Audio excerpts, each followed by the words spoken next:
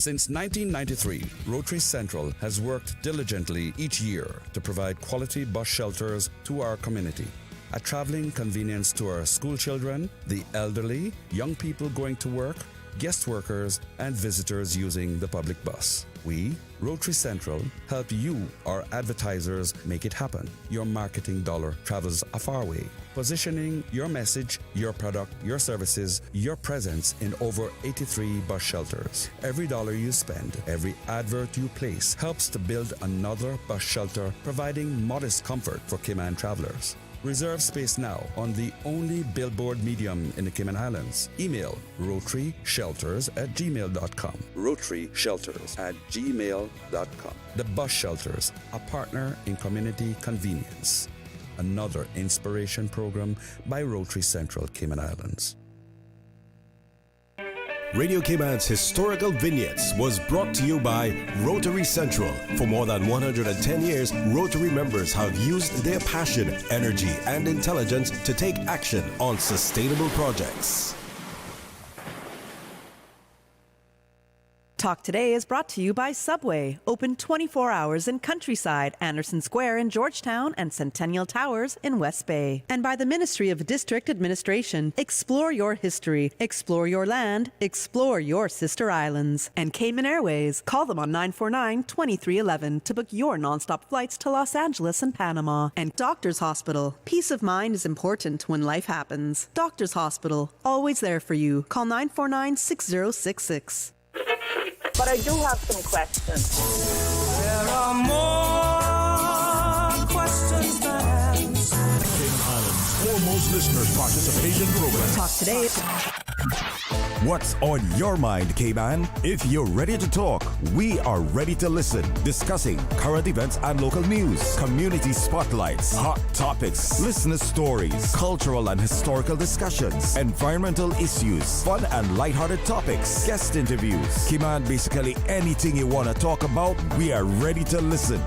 Here's your guest host, Orrett Connor. Good afternoon and welcome to Talk Today. When I hear that song, there are more questions than answers. It brings back memories of the late Mr. Doran Miller right here on Radio Cayman as well. We're going to have an interesting show this afternoon. Our phone lines will be open up until about 1:30, and then we should have representatives from the Health Services Authority in the studio with us. So please join us in the conversation as soon as we return. Talk Today is reminding you to avoid any statements or comments which are abusive, derogatory, malicious, or defamatory. Do not use indecent language or make any statement that is false or misleading. Call 1-800-534-8255, 949-6990, 949-8037, or WhatsApp us on 925-3261. And now, back to Talk Today. Good afternoon and welcome to Talk Today. I am your host, Orrett Connor. You're welcome to join me right here this afternoon. If you want to talk, we have a toll-free number provided, courtesy of Flo. That toll-free number, 1-800-534-8255. You can also call us on 949-8037, 949-6990. We have a WhatsApp number, 925-3261. On that number, you can either send us a WhatsApp message or you can call in as well. On that line, we can only accommodate one caller at a time. So, if you have any thoughts, any concerns, please let us know. Interesting to hear from those persons who were encountering difficulties with one of our telephone providers, Flo, with accessing their balances and everything. Please let us know if you're still experiencing those difficulties as well. We want to hear from you.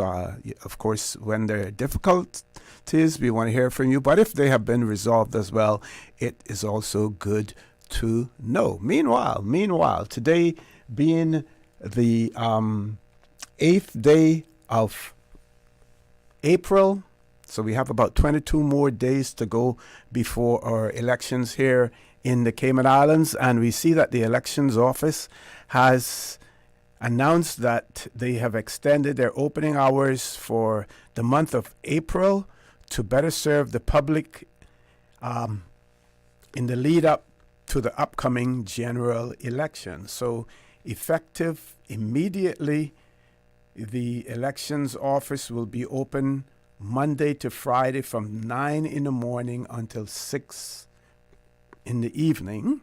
That's on Monday to Friday. They are also open on Saturdays, 10 until 3 p.m. They also inform that the office will be closed on Good Friday, which is the 18th of April, and Easter Monday, which is the 21st of April, in observance of the public holidays. You, as members of the public, you are encouraged to take advantage of the extended hours to collect voter ID cards for voter registration inquiries, because voter registration still continues. Remember, we publish a new list every quarter, so that's 4 times for the year: 1st of January, 1st of April, 1st of July, 1st of October. So there's assistance there for voter registration inquiries, mobile and postal voting assistance, and general queries about the 2025 general elections and referendum. Now, when I talk about voter assistance, postal voter assistance, basically, if you have any questions about it, they're not going to help you to mark the ballot paper. They don't even want to see your ballot paper if you have received one. If you are returning a postal ballot that has been cast and you're returning it, it should be in the required envelopes that are sent along with the postal ballot for you to return the ballot as well. So if you want more information, you can contact the elections office. Their number is 949-8047. You can also email the elections office at elections.ky, or you can visit their website at elections.ky as well. I must say that a member of my family, my son, went last week to pick up his voter registration card. Got that, no problems whatsoever. Please don't wait until the last minute and then swamp the elections office, with your requests. There's more than enough time. Like I said, today's the 8th, so we still have another 22 days to do so. They have extended their hours, so from Monday to Friday, 9 in the morning until 6 in the evening, and on Saturdays from 10 in the morning until 3 p.m. as well. But we know how we are in the Cayman Islands. We like to wait until the last second, and then we expect people to move mountains, for us to accomplish what it is that we want to accomplish when we have so much time in the world to do so as well. And also, you want to ensure that you check the voter registry. Make sure that your name appears on there. Of course, if it isn't on there, on the revised list that is out now, the one that will be used for the general elections, then you have a problem.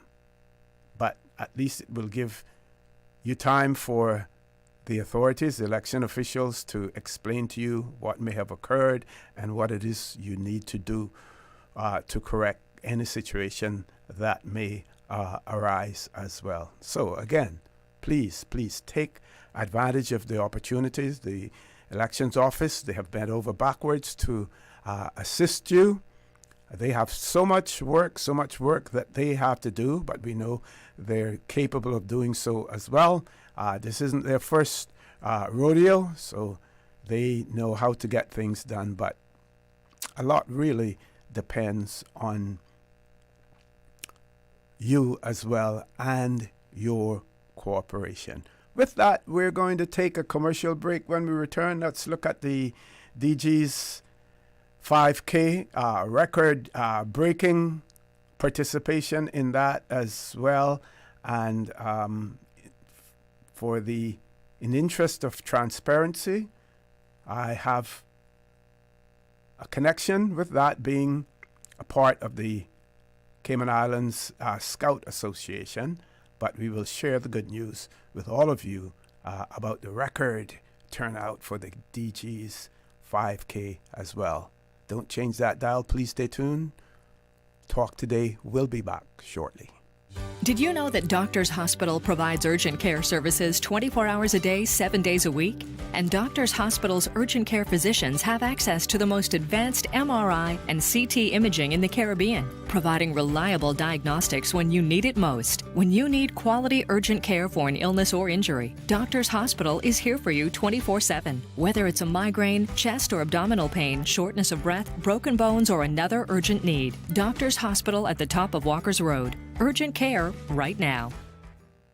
Easter vacation is just around the corner, and Cayman Airways has added multiple extra flights to some of your favorite destinations, some of mine too. Look here, they got seats available now for booking on extra Easter flights between Grand Cayman and Kingston, La Ceiba, Miami, Cayman Brac, Little Cayman, and you can even catch a non-stop flight to Montego Bay for Easter. Check it out. You can visit CaymanAirways.com, contact a local travel agent, or call Cayman Airways Reservations on 949-2311. And don't wait too long though, because these extra Easter seats always sell fast. Be sure to add your Sir Turtle Rewards number to your booking so you can earn more miles for more free trips this year. Well, I know where I'm going. I'll see you on board a uniquely Caymanian airline for Easter.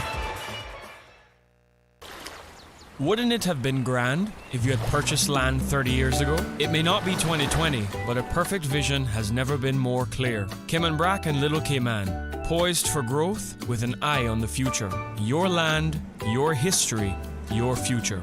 Discover all that our sister islands have to offer. The nation listens. The candidates speak. Subway presents the General Election Debates, live in studio on Radio Cayman 89.9 FM and 93.9 in the Sister Islands. Every Monday and select Wednesdays from 7 to 10 p.m. 2 sessions.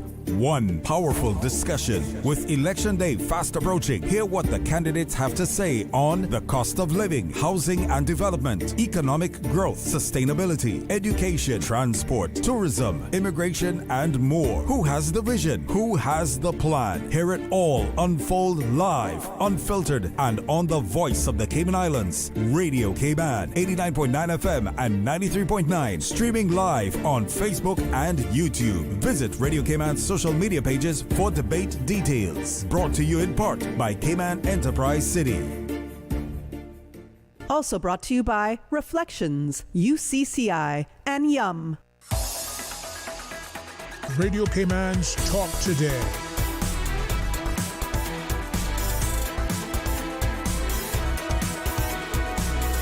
What is on your mind, Cayman? Good afternoon and welcome back to Talk Today. To remind you, our phone lines are open. Toll-free number provided courtesy of Flo. That toll-free number, 1-800-534-8255. You can also call us on 949-8037, 949-6990. WhatsApp number 925-3261. We do have a caller. Caller, good afternoon. Welcome to Talk Today. Good. Hi. How are you? I'm fine. How are you? Feeling better? Oh, yeah, I'm getting there. Thank you. Good. You look like flying silk last night on that channel there. next. As if you was for there. Thank you. I don't usually beat my own horn, but I would say in my heyday, I was one of the best dressed men in the Cayman Islands when it came to, shirt and tie. I, wore them every day. I know. You should see it always, but now you're going very, very casual. Yes. And you was behind the scenes there, but now they got you on Facebook, and now they got you on YouTube, and only God knows what else, Mm-hmm. But I tell you, what you talk about fine silk last night? You can't buy that. Thank you. I didn't listen to I just listened 2 minutes and I came out of it. But like I told you, I am not getting into none of these what do you call them, debates or whatever they may call them. But I was just wondering, what is one man vote? We can't. What would it take for us to go back to the way we was before? We could vote for 4 people or 3 people or whatever the case may be. What do we have to do to go back into that program? We would have to make changes to our constitution as well as our election law as to what type of voting system that we would want to have in place. Well, I mean, they could come out of the old one and go into this new one. Why they can't come out of this piece of mess and go back into the old one? Is it going to be that difficult to go back into the old one? Well, the same way it was. The way that we came out of the old one was we ended up with a new constitution that had new provisions in it, and as a result of that, then we had to amend our elections law to be for that to comply with our constitution. So we would have to do the reverse. We would have to do the same thing all over again to get back to where we were, or to some other different model that we may wish to use. So you got a new election. I mean, a new government kind of so in within 4 years' time they can't make a new take it back out and turn it around the other way around. I got to talk very ignorant and stupid right now. No. It can't. They can't work on that within this 4 years and turn that back around, because then a lot of people is not particular about this one man vote, because then they only get an opportunity to vote for one person when you could do it for 4 people here and there, So it don't have any bearings to it, because some of these people who's in their and in their area not doing their job, and you can't see what they have done in the 4 years. So why they can't see that it's not working? So why not reverse it back? I mean, when we get in one little rat, we tend to stay in that little rat until it unpleases certain people, and then we decide then we want to come and change it. What about the people of the island? Is the people of the island that would like to have this foolishness reversed back to its normal old voting system that we had before? It was working fine. Like McKeever says, something is not broke. Why the heck fix it?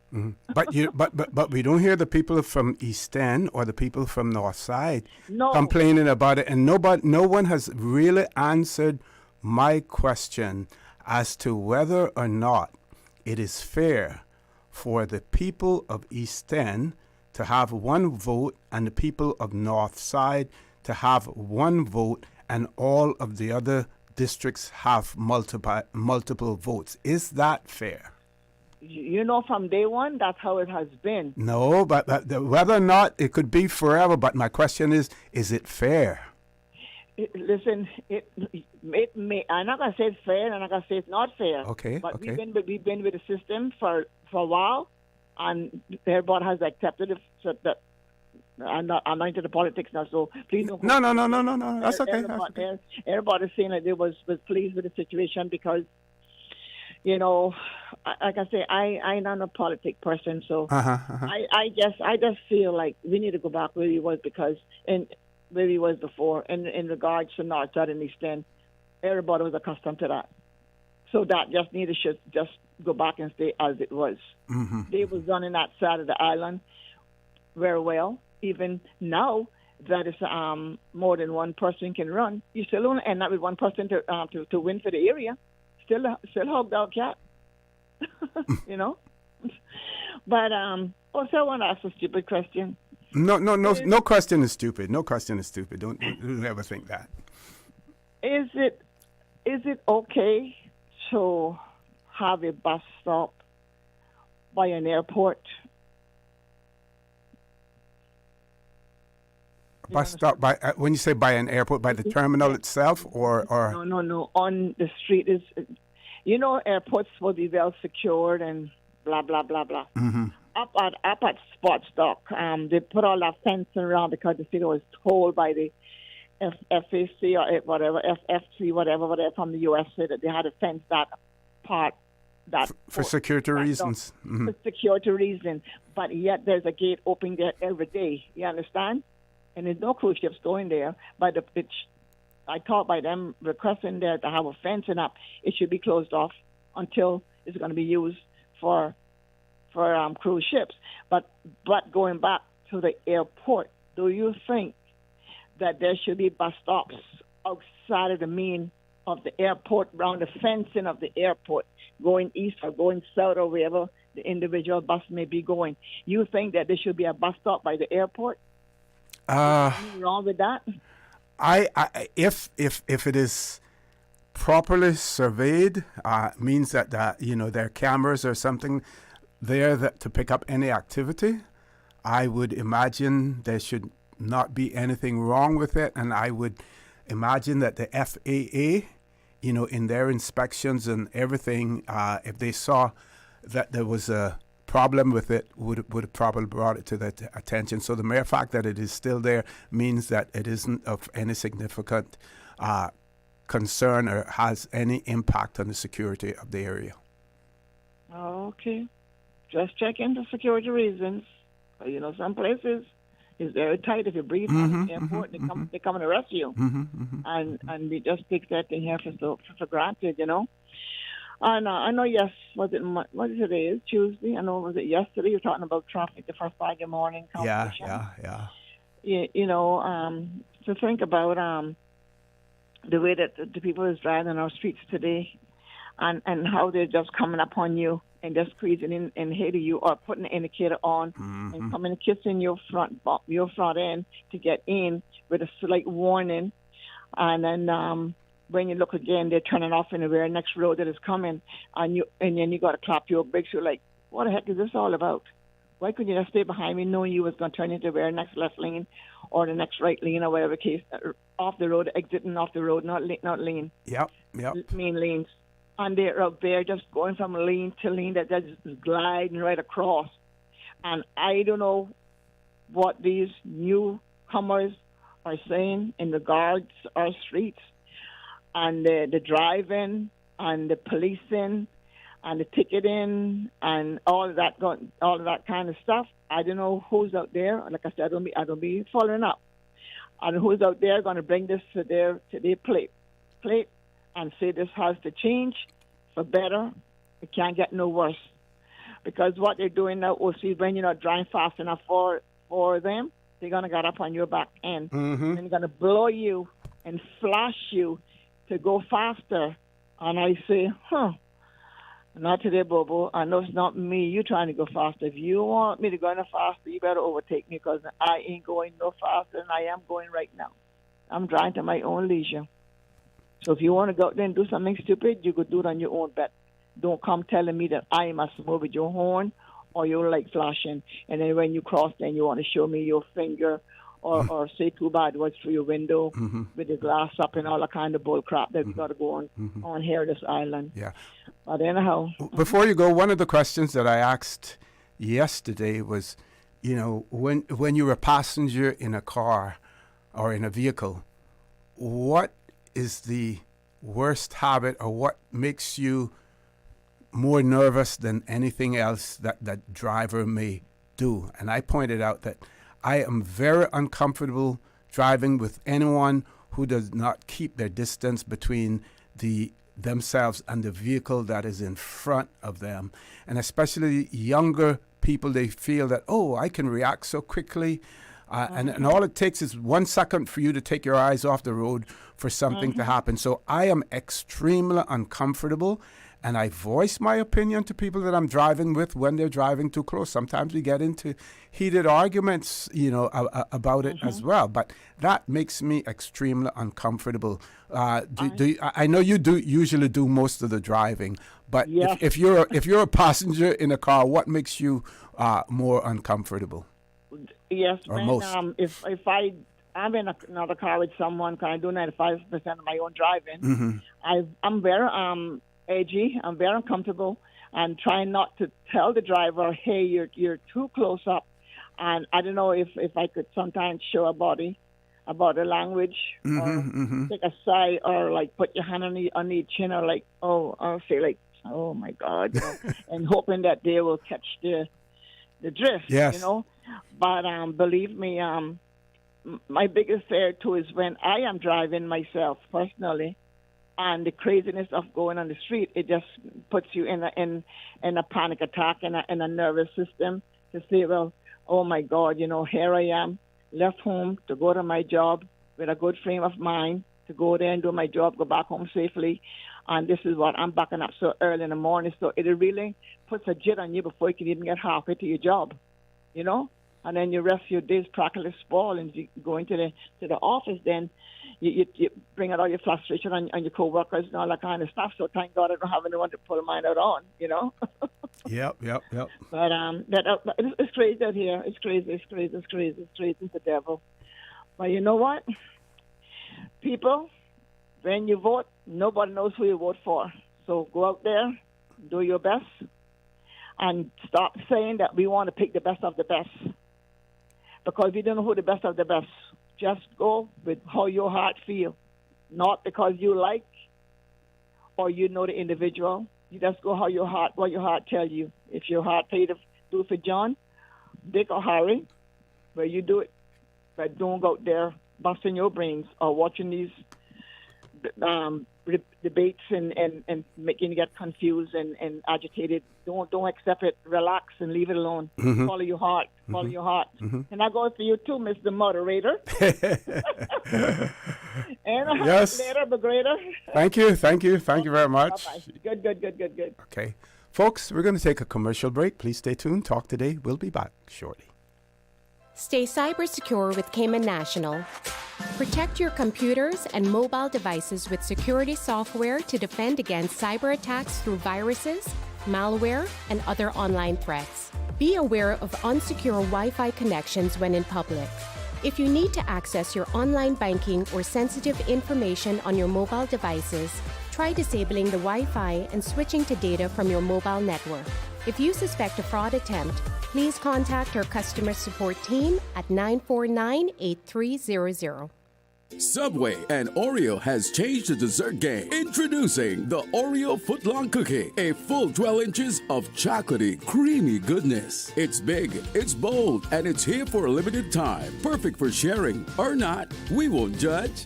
Want it fast? Order ahead with the Subway Cayman Islands app for quick pickup and earn loyalty points, or get it delivered straight to your door with Bento and Let's Eat. Don't wait. Treat yourself today. The Oreo footlong cookie is calling your name. Subway. Eat fresh. Snack sweet.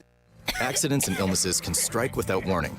Ouch! When it comes to urgent care, every second counts. At Doctors Hospital, we have a dedicated team of experienced doctors and nursing staff available to you 24 hours a day, 7 days a week. Don't waste time in an overcrowded emergency room when you need urgent care. Whether it's a broken bone, a severe infection, or a sudden illness, trust in Doctors Hospital's unwavering dedication to providing the best immediate care. For complete urgent care when you need it the most, choose Doctors Hospital, located in Georgetown, 16 Middle Road. The Water Authority invites its Cayman Brac customers to join the celebration. The Authority's distribution network has now reached Spot Bay. To mark this milestone, the Authority will host a special customer event on Wednesday, the 9th of April, at the entrance of Long Beach from 3:30 p.m. to 5 p.m. Attendees can register for pipe water service and enter to win one of 3 Water Authority gift certificates valued at $500, $250, and $100. Join us to celebrate this achievement for Cayman Brac. Radio Cayman's Talk Today.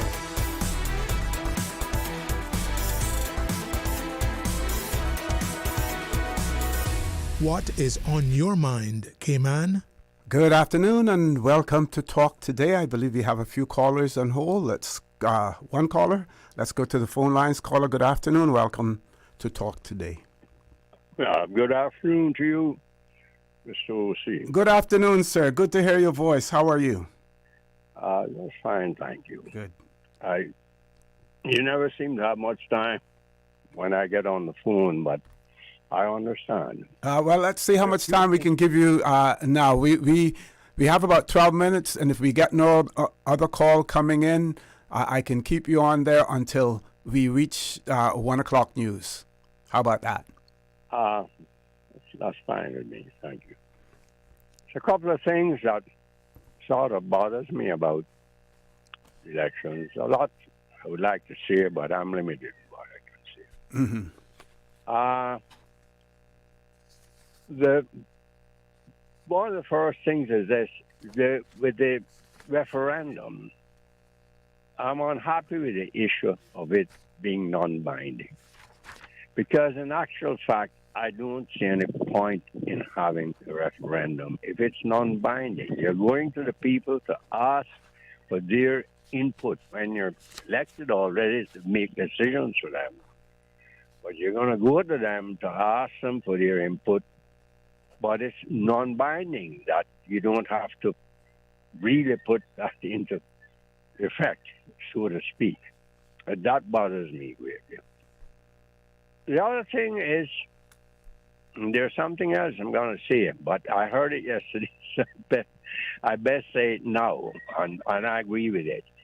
When Charlo Glidden, we call it Charlo, was on yesterday, and one of your favorite number one callers called into him, and they're talking, and I agreed with what they both said and agreed upon, that with the results of these constituencies, when they come in, the 19 constituencies, some of them are carved up into, just a few hundreds, of maybe say 1,000 or so, and you have 5 people running. Mm-hmm. That means that, someone could win with just maybe 225 votes, 250 votes, and the others are close by.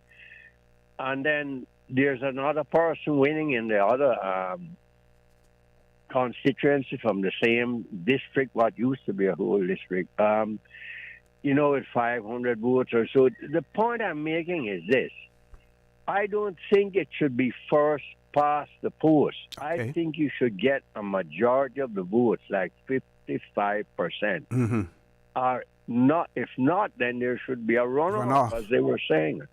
That's what I think should happen. I really think that is much more democratic, if we want to put it that way. The other thing is this, and I'll just say them, then you give me your opinion. Sure. The traffic problem can be solved. It could have been solved a long time ago, but it's entirely up to our elected representatives, and I'll repeat that again.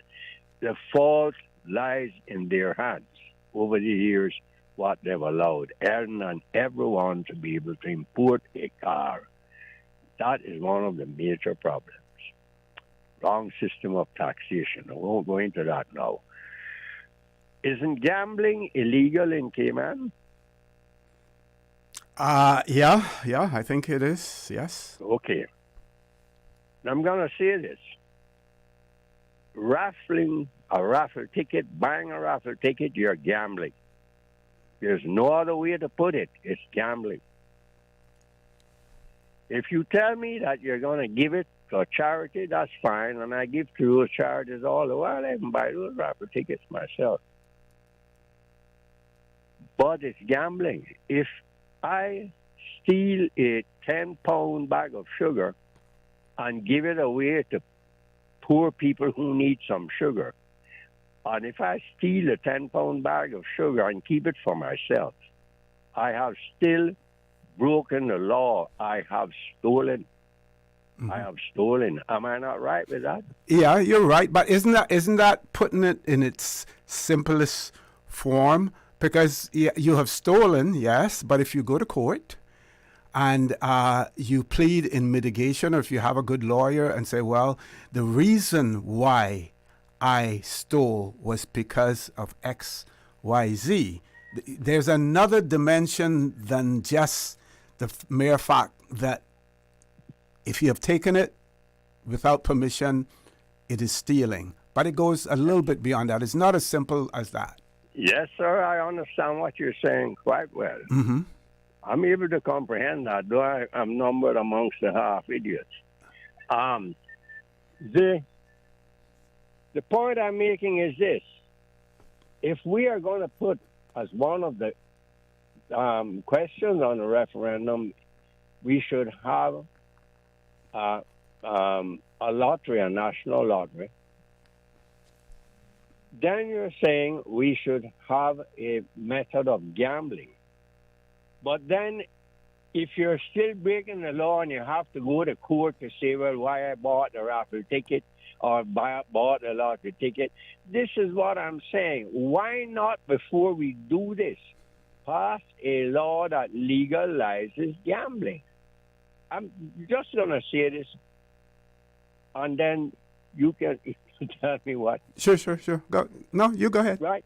We know that 95% of people, I would put it, who are resident, living, or even passing through Cayman, daily participate in buying numbers. It's no use pretending that it doesn't happen. I remember when Mr. Ralston Anglin, and I don't think he'll mind me saying this or quoting him, was in the House. They were talking about the same thing, so that'll tell you how long ago it was. And he was saying that before people go to church, you see them going and buying their numbers, and as they come out of church, they'd say, one number, please, one number, please, one number, please. And we know that's a fact.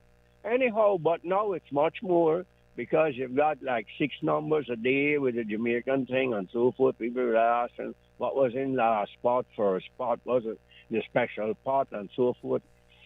I don't participate in it, but I hear it and I know. So if we're going to arrest people for this, we'd have to arrest about 90% of the population. It can't be any less than that. And this is the point I'm making. Mm-hmm. Why don't we just pass a law that legalizes gambling? All these are decent, hard-working people. They're not out there stealing, begging, bombing. They're decent, hard-working people. They're lawyers, they're accountants, they're doctors. But caller, wouldn't you would pass a law, but you would specify the form of gambling that you're legalizing. You know, someone would say playing Russian roulette is a form of gambling, you know, as well. Playing with with a gun with one bullet in it, is gambling too. So you would specify exactly what form of gambling. So in the case of a lottery, you would say that a national lottery is legalized.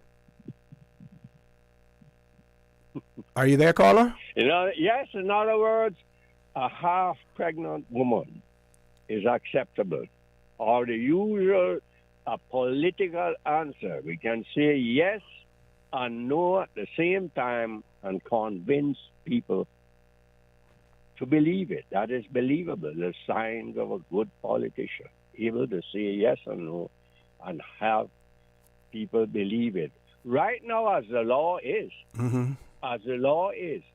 if we're arresting people for selling these numbers, we should be arresting people for selling raffle tickets. Then they can go to court and mitigate and say, well, I'm giving the money to this charity. The person who's buying the numbers or selling it say, well, when I collect, I'm giving it all to charity or to people, poor people in need, and they'll take about 3-6 months in court to prove that people come in and say, yes, this person has helped me, has given me, and blah, blah, blah, blah, blah, blah, blah. Yeah. And this is why we continue to do things the half-pregnant woman way. Yes and no, and it's a political way of doing things, trying to convince people that that's a way forward, Instead of simply saying, gambling is legal, you do this, we will select little places where you can sell your numbers and you will pay a tax on it, and we'll have people go around and collect. And it's very simple. It can be done. I've explained it over and over how it could be done. But they're not going to listen, like my cousin Captain Paul Burlston says.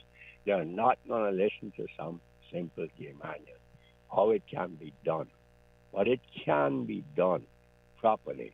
And we're going to go on and on and on with this. The same thing with the port referendum. We know we need to do something with the peers. We're going to carry it on over into another election, quite possibly, to go on and on and on. Anyway, sir, I listen on. Maybe someone else has an opinion. What I said, they may think it's all a lot of bunkum, but I still believe we should, before we do this, pass a gambling law. Either gambling is legal or it's illegal, and you finish with all forms of gambling. Bim, bam, it's finished, over with. But if we pass the law, then why would you need a referendum after that? Because if you pass the law and the law is in effect, then do you have a referendum then to repeal as to whether or not you should repeal the legislation? You see, like this is my point. As I said, I started out. Why have the referendum if it's not binding? If it's not binding, then why have it? I mean, anyway, I guess there are people with a lot more sense on that. You can explain it to me. Of course, I will still be skeptical. As I said, the half-pregnant woman, either have a law, you can gamble or you can't gamble. Got you. Okay. Okay, sir, you have a wonderful You do the same, sir. Thank you. System, not first past the poll or but a majority. You should have a majority. Okay. Thank you. Thank you very much, caller. Folks, we've reached that time, top of the hour. 1 o'clock news. Please stay tuned. Talk Today. We'll be back shortly. This is the People's Radio Station.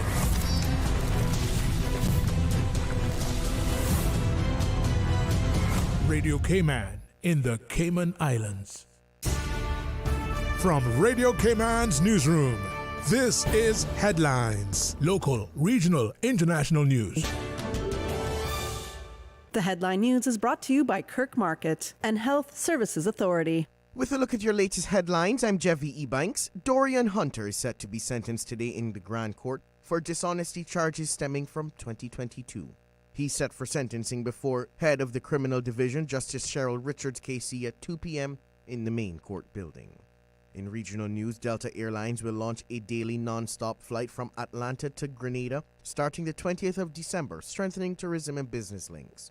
Tourism Minister Adrian Thomas hailed it as a new era of connectivity, while GTA Chief Petra Roach emphasized Atlanta's importance as a global travel hub.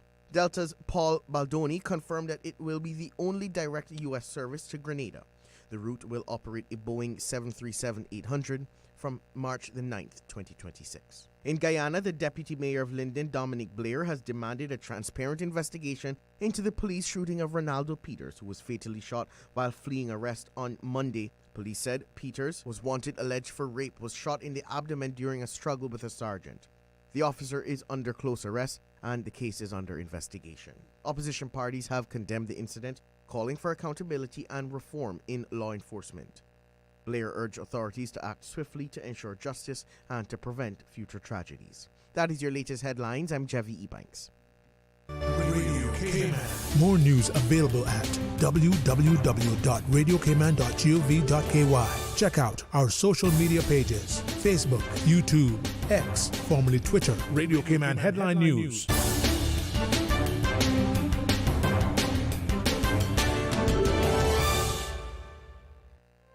Looking for fresh, healthy food that's full of flavor? Then you've got to visit Kirk Market. Our dishes are made with fresh, high-quality ingredients. Enjoy vibrant mixed greens or satisfying pasta salads. Or try one of our delicious grill options like blackened chicken, spicy beef steak, or grilled salmon. Looking for something light and flavorful? We've got sushi rolls and poke bowls prepared daily. And don't forget to explore a hot bar or Billy Fresh salad at the salad bar. Stop by Kirk Market today for breakfast, lunch, or dinner and taste the difference. Eat well, live well with Kirk Market. Do you have a healthcare question but not sure who to ask? Contact HSA's Patient Call Center to speak to one of our experienced clinical team members. We are here to answer your questions and help guide you through your healthcare journey. Need to make an appointment? Our team can help. Contact HSA at 949-8600 or email info@hsa.ky.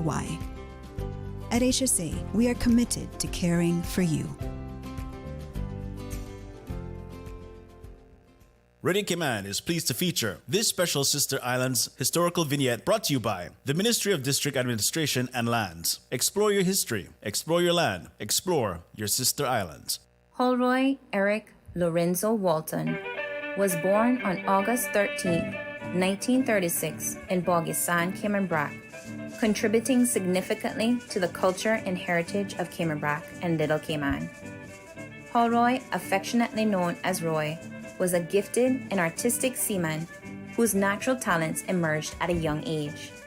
His early education at Spot Bay Elementary School showcased his creativity, earning him recognition for his excellent artwork and setting the stage for a lifetime of artistic achievement. He crafted wall plaques, jewelry, and other items from local materials which became sought-after souvenirs. His detailed engravings were presented to dignitaries, including a turtle shell engraved for Her Majesty the Queen. Roy's contributions also included creating signage for local businesses and commemorating lives through tombstone engravings.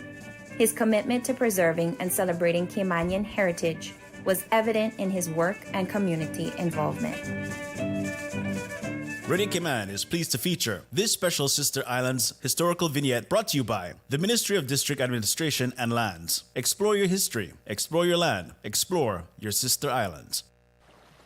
Explore your history, explore your land, explore your Sister Islands, the ultimate staycation experience. Your culture, your freedom, the land that time forgot isn't gone. It's your Sister Islands. Discover all that our Sister Islands have to offer.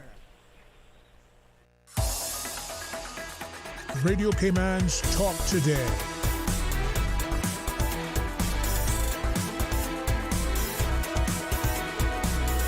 What is on your mind, Cayman? Good afternoon and welcome back to Talk Today. I'm your host, Orrett Connor. So one of our listeners has said, read the last caller's point. They say that they also think it is a survey of the electors and not really a referendum. And, you know, some, including myself, have referred to it as an advisory referendum, which means that it gives some sort of advice to the authorities in terms of the direction that people, that the public, the voting public, would want to go. So if there's, at the end of the day, the no's outweigh the yeses, then the message to the government is that the majority of the voting public, or those who chose to vote on the issue, do not agree with any form of gambling. Now, one may say, one may argue, but that's only those persons who can vote. What about the ones who can't vote or who didn't vote? Well, if you have the ability to vote and you choose not to, then that's a different issue. Also, we should bear in mind that for a referendum to be binding under our Constitution, Section 70, subsection 1 and 2, and I will read some of it for you, but it would appear that the only type of binding referendum is a people's initiated referendum. So Section 70 subsection reads that without prejudice to Section 69, which talks about the powers to provide for a referendum, and Section 69 says that a law enacted by the legislature may make provisions to hold a referendum amongst persons registered as electors in accordance with Section 90 on a matter or matters of national importance, when so resolved by a majority of the elected members of the Assembly. But the question of whether the Cayman Islands should seek an amendment to this Constitution that may result in their independence shall be deemed a matter of national importance. So they have made it quite clear that under the Constitution, one clarity is that any amendment to the Constitution that may result in the independence of the Cayman Islands being independent, that is a matter of national importance, and that must be dealt with via a referendum. So Section 70 says, without prejudice to Section 69, a law enacted by the legislature shall make provisions to hold a referendum amongst persons registered as electors in accordance with Section 90 on a matter or matters of national importance that do not contravene any part of the Bill of Rights or any other part of this Constitution. Subsection 2 says, before a referendum under this section may be held, A, there shall be presented to the Cabinet a petition signed by not less than 25% of the persons registered as electors in accordance with Section 90. B, the Cabinet shall settle the wording of a referendum question or questions within a reasonable time period as prescribed by law. And C, the Cabinet shall make a determination on the date the referendum shall be held in a manner prescribed by law. All of that has been done. Subject to this Constitution, a referendum under this section, and that is a people's initiated referendum, that first a petition signed by not less than 25% of the persons registered as electors must go to the Cabinet. People's initiated referendum. So, subject to this Constitution, a referendum under this section shall be binding on the government and the legislature if assented to by more than 50% of persons registered as electors in accordance with Section 90. So the binding referendum, the binding one, is a people's initiated referendum. What we have coming up on the 30th of April is not a people's initiated referendum. If it were, then the results would be binding. So if the no's, let's say on the cruise fare, or on the gambling, or on the decriminalization of ganja, if the no's were more than the yes, and it has to be 50% of persons registered, that is when it becomes binding. People's initiated referendum, not one that is put forward by the government. That is why it is called or referred to as an advisory. The government is seeking the views of people, but those views will not necessarily bind the government, even though we have heard many candidates speak to the fact that they will adhere to the will of the people. So they will listen, they will watch the vote, and they will make their decision according to the results of that vote. Let's look at something else that one of our listeners wrote to us as well. So the person, I want to make sure that this is today's.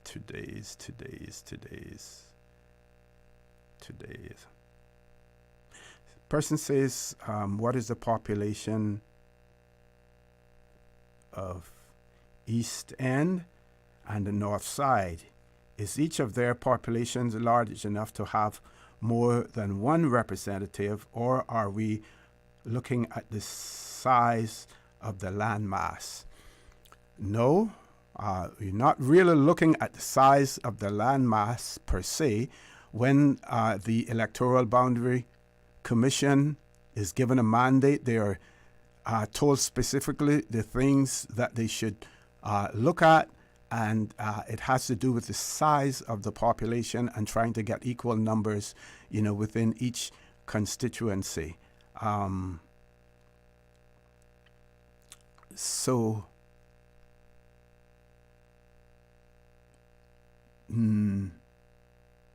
While East End and North Side may have a large landmass, undeveloped land, we're not looking at that. You're looking at the population. Just one observation and one question. And Dr. McField and others like Billy Samamba, we talked about this on several occasions as well. The one person, one vote concept, as well as the single member constituency. First of all, we should bear in mind that you can apply the concept of one person, one vote and not have single member constituencies. We could still have 4 options in West Bay, 5 or 6 or whatever in Georgetown, 3 or 4 or whatever in Bordentown. But you, as the voter, you get one vote. So you can have multi-member constituencies, but the universal concept of one person, one vote, to me is sacrosanct. No individual in this country, in the Cayman Islands, should have any more votes than anyone else. And I always use the analogy. Would you like your dollar in East End to be worth less than the dollar in Georgetown or the dollar in West Bay or vice versa? Would you like that? And if your answer is, yeah, I could live with that, then I would say, and this may annoy someone, but you may want to have your head examined if you were to think that way at all. So the universal concept of one person, one vote is important. But notice what has happened since we have had single member constituencies and one person, one vote. There are no coattails. Before, those of you who are talking about, I like to have my 4 and 5 votes, that was because there was always a coattail hanging there to drag other persons along. Have you noticed that with all of those, with the so-called power in the Cayman Islands, all of those with the so-called popularity in the Cayman Islands, they no longer have the ability to take anyone along with them because it's you solitarily in your constituency and no one else. Yes, during the campaign, they may come out there and rally for you, support you on your platform, but there is no coattail to pull you along. And my guess is that many of you out there don't like that. You don't like that because you want your favorite candidate and you want your favorite candidate to pull everyone along. Single member constituencies, one person, one vote. Every man is in his own, got to paddle his own canoe as well. With that, we're going to take a commercial break. I'm sure I'll get a lot of comments about that as well. Oh, I'm told this is not the time that we don't take a commercial break now. We don't take a commercial break now. So, yeah, my rhetorical question, notice no coattails. No coattails whatsoever. So one person was curious, and we can find this out as well. Do we know how much the referendum question cost the Cayman Islands? Don't know, but I can opine on this fact that it will not cost as much as it would have if we had a separate referendum on a separate day as opposed to combining it with the national elections so that you have one ballot paper and you have the questions and the candidates combined on that one ballot paper as well. So that is slightly different in that regard.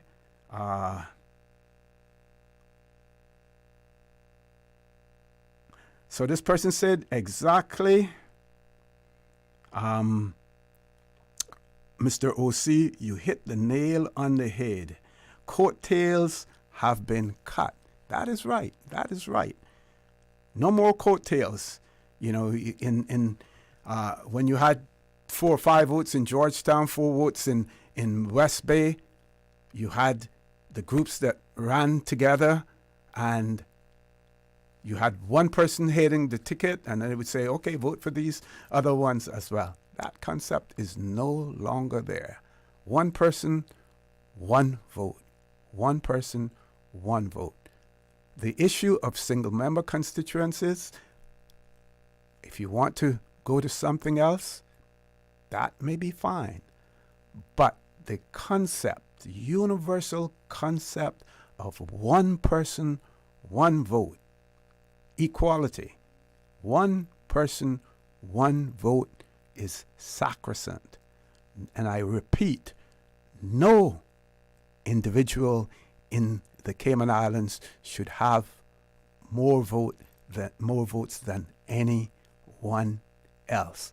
The people of East End, the people of North Side need to be treated equally with the rest of the Cayman Islands. One person, one vote. We know that many of you don't subscribe to that because changing habits in the Cayman Islands, it is not an easy thing to do. And that goes from the bottom all the way up to the top. And if you want a good example of it, look at how long it took us before we made any significant change and substantial change to our Constitution from 1972. Look how long it took us.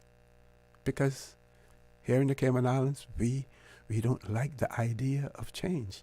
Now, someone had the question in relation to if we wanted to move to another type of voting system, how could we go about doing that? Any government who has a commitment to do that, they need to get the ball rolling from the inception of their term. Because you can't wait until, say, 2 years before the election before you introduce any new type of voting system, be it at-large voting, some single-member constituencies and some at-large voting. You know, whatever it is, you can't do it in 2 years and expect people to accept it and to be familiar with it as well. I'm told we have a caller. Let's go to the phone lines. Caller, good afternoon. Welcome to Talk Today. Yeah, good afternoon, Mr. Connor. Good afternoon to the listening public. Good afternoon. Good afternoon. How are you? Not bad. What's the topic today, or just open mic? Just open mic until 1:30, and then we will have guests in the studio. So I guess I got a couple of minutes I can talk with you then. Yes, yes. Mr. Connor, I heard you, I just turned the radio on actually, and I heard you saying that, you know, not one person should have more votes than any other. And I think you were drawing reference to the district of East End and North Side, West Bordentown, West Bay, and Georgetown. Correct. Right. Well, Mr. Connor, just indulge me for a bit because I want to get to a serious point here. Sure. How many people are they elected in our legislative assembly? In total? Yeah. 19? So 19 people have the say on the way we have to live. They will have some say. Some say. No, they have governance. They have governance, and governance dictates how the populace lives. And ain't no shades of gray there. They have governance, right or wrong. Well, then what you're ignoring is the power of the people. You're saying that once you elect someone to our parliament, that you have no more say, that you have no more influence. Are you saying that? No, that's not what I'm saying. You can have influence all you want on the street, but do you have the political will to change policies or create policies? We don't. Once we elect them, they go for their 4 years, and they do pretty much what they want to do. And they do it because if we allow them to do it. So, okay, let me ask you this then. Let me ask you in a little different way. how would you suggest that we stop them? That we stop them from doing what we don't want them to do? Activism. You get out there and you demonstrate. You get on talk shows. You talk about it, and if necessary, like I pointed out earlier, Section 70 of our Constitution, people-initiated referendum. You get 25% of the registered voters to sign a petition. You know, I hear you, Mr. Connor, and I've been a part of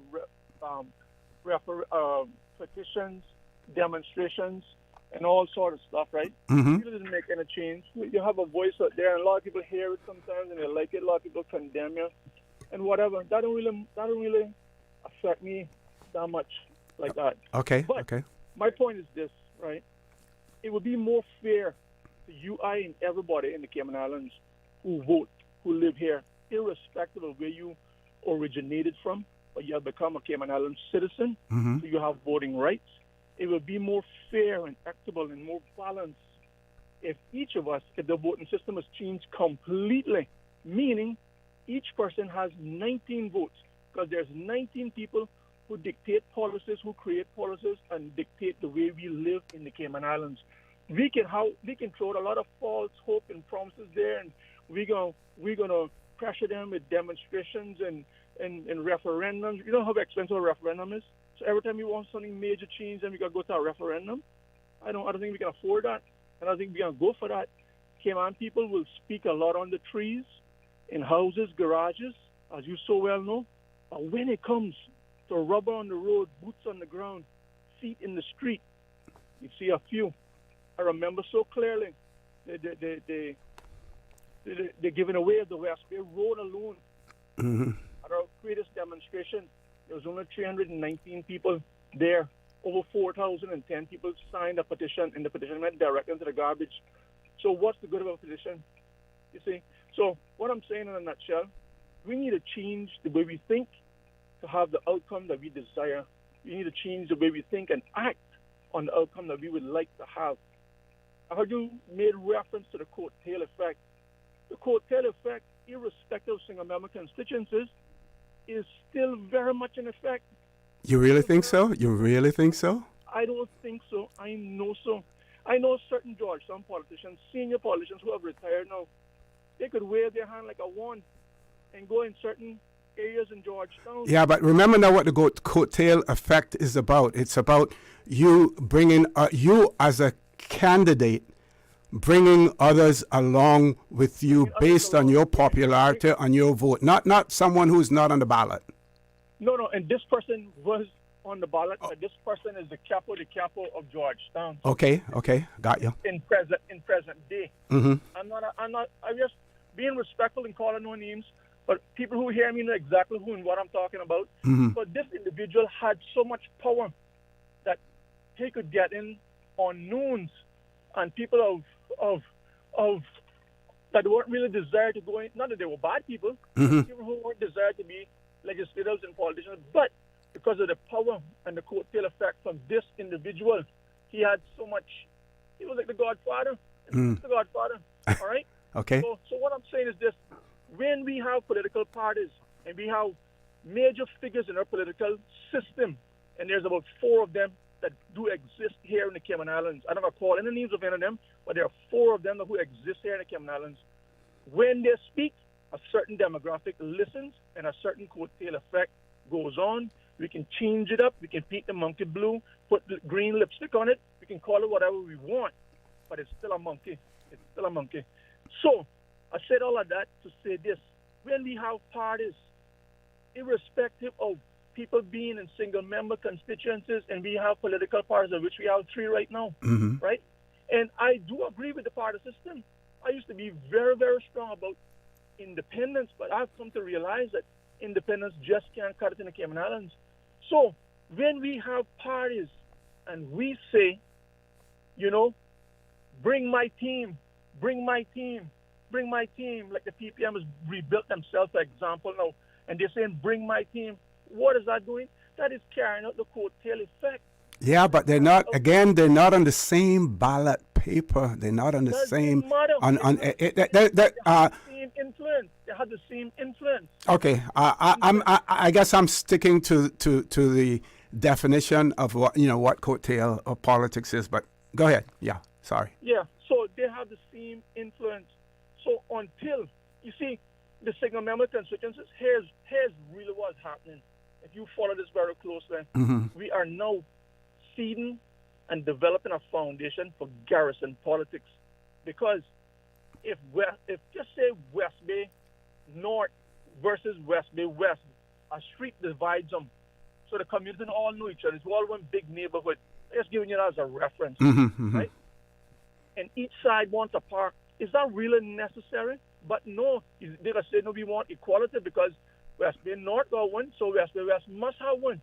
You see, but all West Bayers going to play in the park, and even outsiders going to play in the park. But the bill of that park is going to be placed amongst all of us, the citizens of the Cayman Islands. You see? Yep. So when I see it that way, we're just building garrison politics. We are just building garrison politics at our own expense, when those monies can be better spent in other areas. All right? Okay. We have national issues. We don't necessarily have constituency issues. There may be few, but Cayman's a small place. So in the greater scheme of things, we have national issues that we should be focusing on, not cutting the pennies in half and splitting the streets in half. No. Caller, thank you. Caller, I have to interrupt you. Thank you very much. We do have guests in the studio, and I have to go to a commercial break to be able to have them seated. Thanks very much. Very, very engaging conversation. Wish we could have more of it as well. Folks, please stay tuned. Talk today. We'll be back shortly. Did you know ordering your favorite sandwich from Subway just got easier? Yeah, picture this. No more waiting in line. No more fussing with cash. Just a delicious taste of Subway at your fingertips. With our new app, ordering your go-to sub is as easy as a few taps on your phone.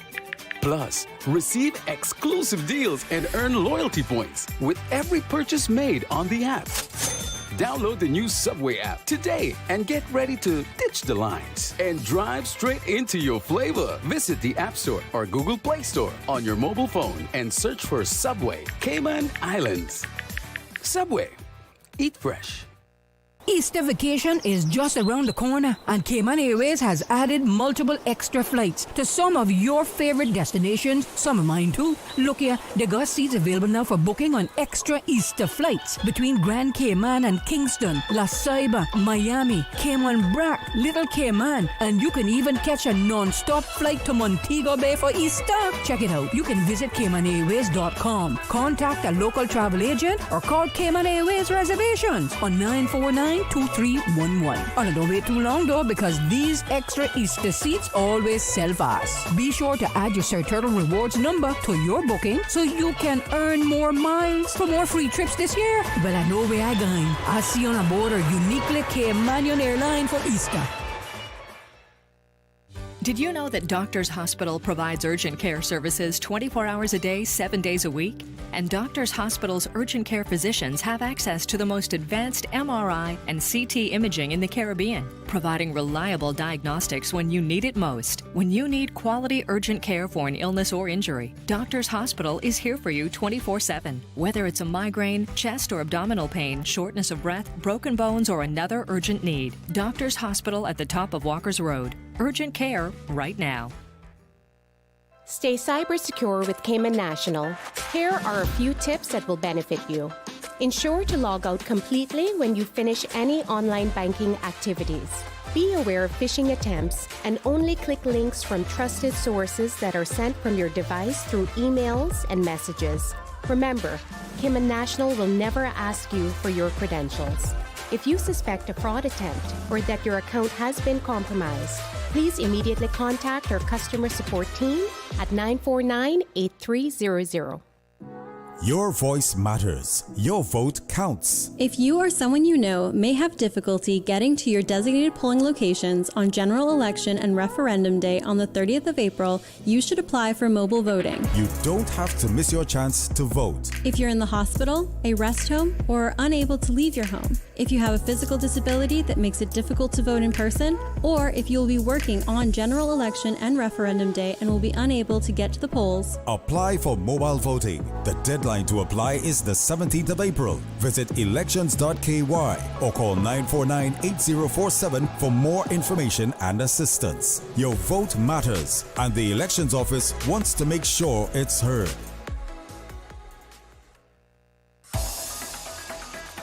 Radio Cayman's Talk Today.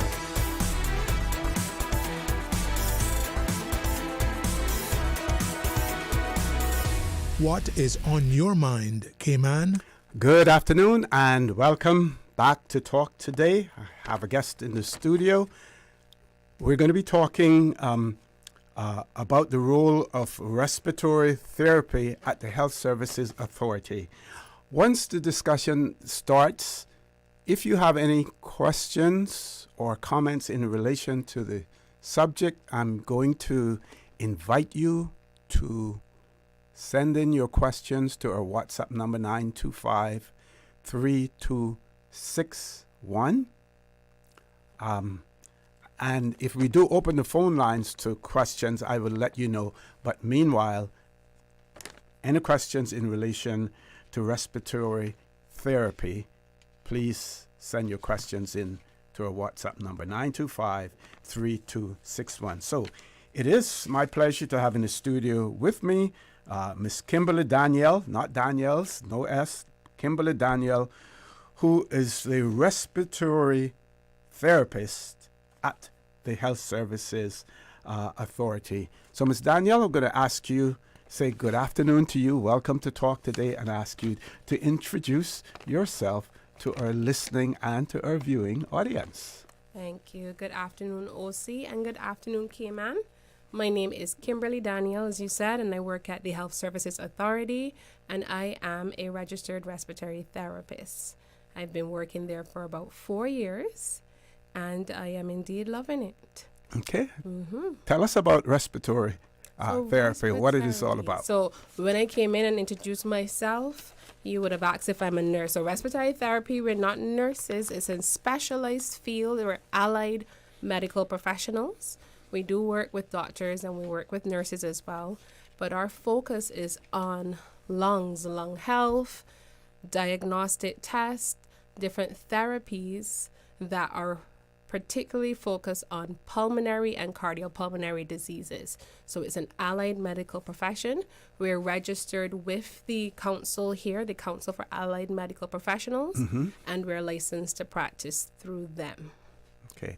Now, describe respiratory illnesses, so some of the common ones. Okay, so we can come across a variety of conditions, from diseases to conditions. So popular ones would be the asthmatic patient, or if you're querying asthma. So we have persons with an overlap of asthma and allergy, which cause respiratory symptoms, shortness of breath. Sometimes you find that you have a bit of coughing at night, early in the morning. Then we have the other popular one, which is COPD. That stands for chronic obstructive pulmonary disease. Those are two very popular ones that we encounter in our work on day to day. There are other diseases that fall under obstruction as well and restriction, which would be pulmonary fibrosis. So the lung does not open and close as it should, and it gets a bit stiff. And this can be caused for various reasons, different autoimmune diseases, some types of cancer, and treatments of cancer can cause these effects on the lungs. And come down the line, we also get exposed to persons with sleep apnea and sleeping disorders. That also falls under our purview as well, as that is related to your breathing when you're sleeping. So we do see quite a few persons who have sleep apnea, and they fall under our care as well. Okay. Now, let's talk about the sleep apnea a little bit, because I have known persons who have suffered from that, and there are some, or at least one institution in the Cayman Islands that basically has deal in that specialty, you know, as well. Yes. How far does the HSA take it in regards to sleep apnea? I know like I said, persons who've spent overnight at a facility to be monitored and everything. Can we talk a little bit about that? Yes, we definitely can. So at HSA, we offer the full spectrum of services for sleep apnea, from diagnosis to the treatment, as well as the follow-up, because this is often a lifelong thing. So we have a close-knit set of persons that will come to see us. So it begins with the diagnosis. Oftentimes persons, they snore and they just think it's just that I snore and that's it. But they're not aware that it could be related to sleep apnea. Not necessarily that every person who snores has sleep apnea, but how do you know? And is it affecting you? Because our sleep is not just having good sleep, so we have good energy for the other day. But why the diagnosis is very crucial is because sleep apnea affects your oxygen levels when you're asleep. And our bodies are very, very reliant on certain parameters staying within range. Good oxygen level within the 90s makes sure that our heart is happy. If our oxygen levels are falling when we're sleeping, then our hearts get very irritable. It's lacking, it's a deficit. So we are at risk of arrhythmias, which put us at risk of cardiovascular disease. It puts us at risk of stroke, heart attack. It even makes diabetes control very difficult. Yeah, it affects our blood pressure. Some persons may find themselves on very high doses of medication for high blood pressure. And that may be linked to having poor quality sleep because of sleep apnea. And once we treat the root cause, they can find that they have an improvement in their blood pressure levels. So with us, diagnosis starts with our testing. More persons now enjoy being able to be tested at home instead of coming into the hospital, which is also possible for a sleep study. So we set you up with a monitor that monitors your effort to breathe. We monitor your heart rate and your oxygen levels while you're asleep for one night. And we gather that information and we have a look at your entire night to see if we see frequent episodes where you're not taking a breath and if you're lacking oxygen. And there's certain indices that we look for that will determine if you have mild, moderate, or severe sleep apnea. We'll have you come in and have a chat with us about what we found, and it is also physician interpreted, so you have sound results. And then we go through the treatment options that are available to you, because we want to fix this problem and not have you at risk of cardiovascular disease. So then we would work with you with the treatment, which could range. Very popular treatment, we persons see it on commercials, is CPAP. The machine that goes by the side of your bed has a tube in with a mask, and persons sleep with it at night because it helps improve their breathing, which improves the oxygen level.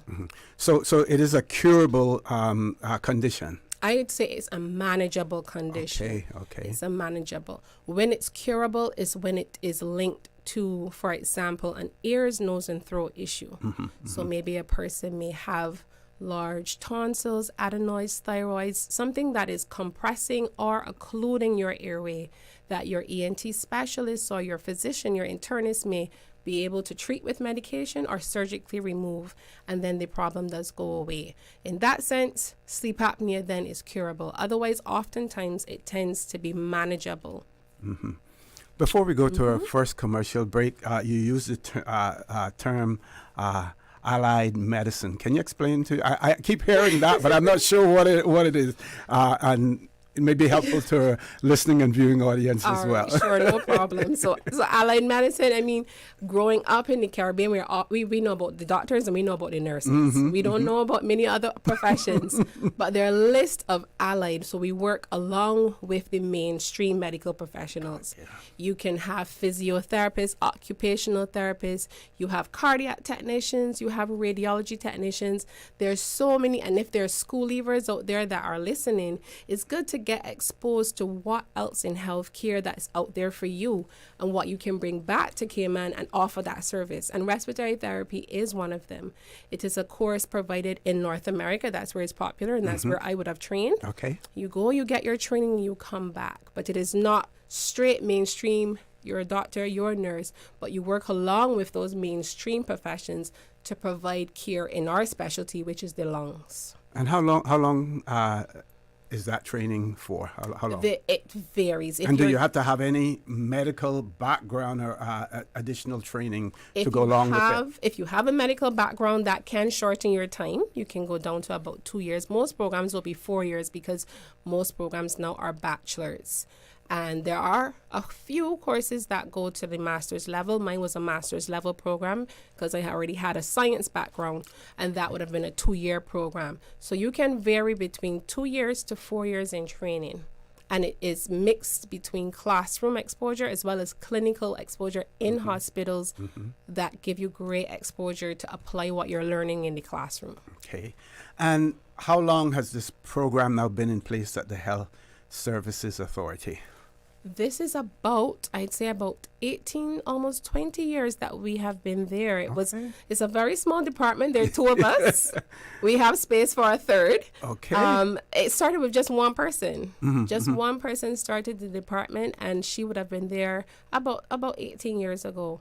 And gradually, as the demand increased, then now we're at 2, but we have, like I said, we do have the space for the third person and hopes to expand to more. Okay, Ms. Daniel, we're going to take our first commercial break. When we return, we want to talk a little bit about the prevalence, of respiratory illness in the Cayman Islands as well. And you mentioned earlier some of the things that may contribute to it as well. And maybe we can talk a little bit about how can you prevent or reduce the risk of it occurring, in early stages as well, and also talk whether some of it may be hereditary, runs in a family, or just restricted to the individual as well. Folks, don't change that dial. Please stay tuned. Talk today. We'll be back shortly.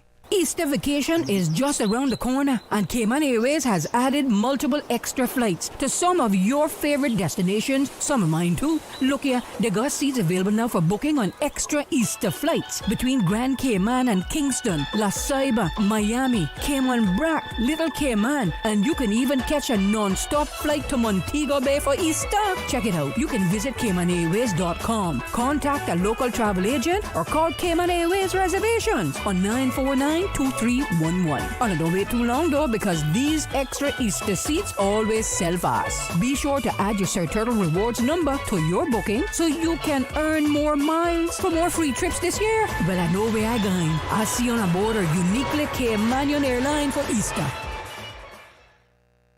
Accidents and illnesses can strike without warning. Ouch! When it comes to urgent care, every second counts. At Doctors Hospital, we have a dedicated team of experienced doctors and nursing staff available to you 24 hours a day, 7 days a week. Don't waste time in an overcrowded emergency room when you need urgent care. Whether it's a broken bone, a severe infection, or a sudden illness, trust in Doctors Hospital's unwavering dedication to providing the best immediate care. For complete urgent care when you need it the most, choose Doctors Hospital, located in Georgetown, 16 Middle Road. Stay cyber secure with Cayman National. Here are a few tips that will benefit you. Ensure to log out completely when you finish any online banking activities. Be aware of phishing attempts and only click links from trusted sources that are sent from your device through emails and messages. Remember, Cayman National will never ask you for your credentials. If you suspect a fraud attempt or that your account has been compromised, please immediately contact our customer support team at 949-8300. Freedom, Cayman Brac. Freedom, Little Cayman. Soft breezes, blue waters, no traffic. Unwind and rejuvenate your mind, body, and soul. Sister Island Staycations, a taste of freedom. Discover all that our sister islands have to offer. The nation listens. The candidates speak. Subway presents the General Election Debates, live in studio on Radio Cayman 89.9 FM and 93.9 in the Sister Islands. Every Monday and select Wednesdays from 7 to 10 p.m. 2 sessions. One powerful discussion. With Election Day fast approaching, hear what the candidates have to say on the cost of living, housing and development, economic growth, sustainability, education, transport, tourism, immigration, and more. Who has the vision? Who has the plan? Hear it all unfold live, unfiltered, and on the voice of the Cayman Islands. Radio Cayman, 89.9 FM and 93.9. Streaming live on Facebook and YouTube. Visit Radio Cayman's social media pages for debate details. Brought to you in part by Cayman Enterprise City. Also brought to you by Reflections, UCCI, and Yum. We give you honor and praise, adoration and glory. Radio Cayman.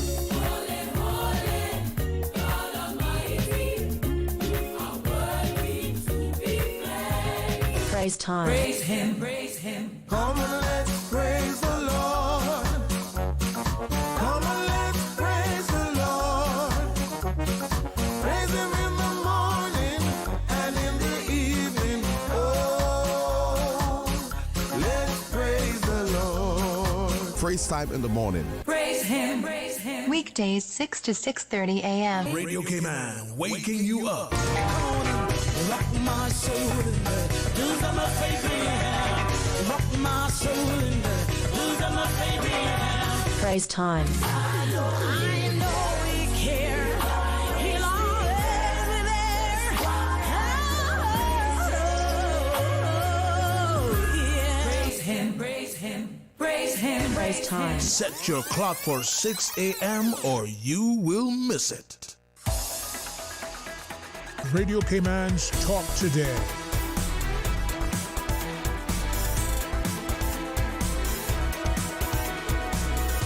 What is on your mind, Cayman? Good afternoon and welcome back to Talk Today. It is my pleasure to have in the studio with me this afternoon Ms. Kimberley Daniel, who's a respiratory therapist at the Health Services Authority. Earlier you heard her explain to us what respiratory therapy is all about. She's identified the condition, and before we went to the break, one of the questions had to do with is this a condition that could be hereditary? Is it one that could be developed as a person ages? Yes. Some of those questions. So we were speaking, when we speak about sleep apnea, for example, as one of the respiratory diseases or conditions, oftentimes sleep apnea is more associated to lifestyle. It is not always that we have persons that the cause of sleep apnea is obesity, but there is a very strong link between obesity and sleep apnea. As we put on weight, it becomes harder to breathe. And when we fall asleep, we completely lose our muscle tone. And sometimes some of us, we like to sleep on our back. We sleep how we're comfortable, or we're unaware of the positions that we go into. And with added weight, especially around your upper airway, it makes it more difficult to breathe, and sleep apnea can come in.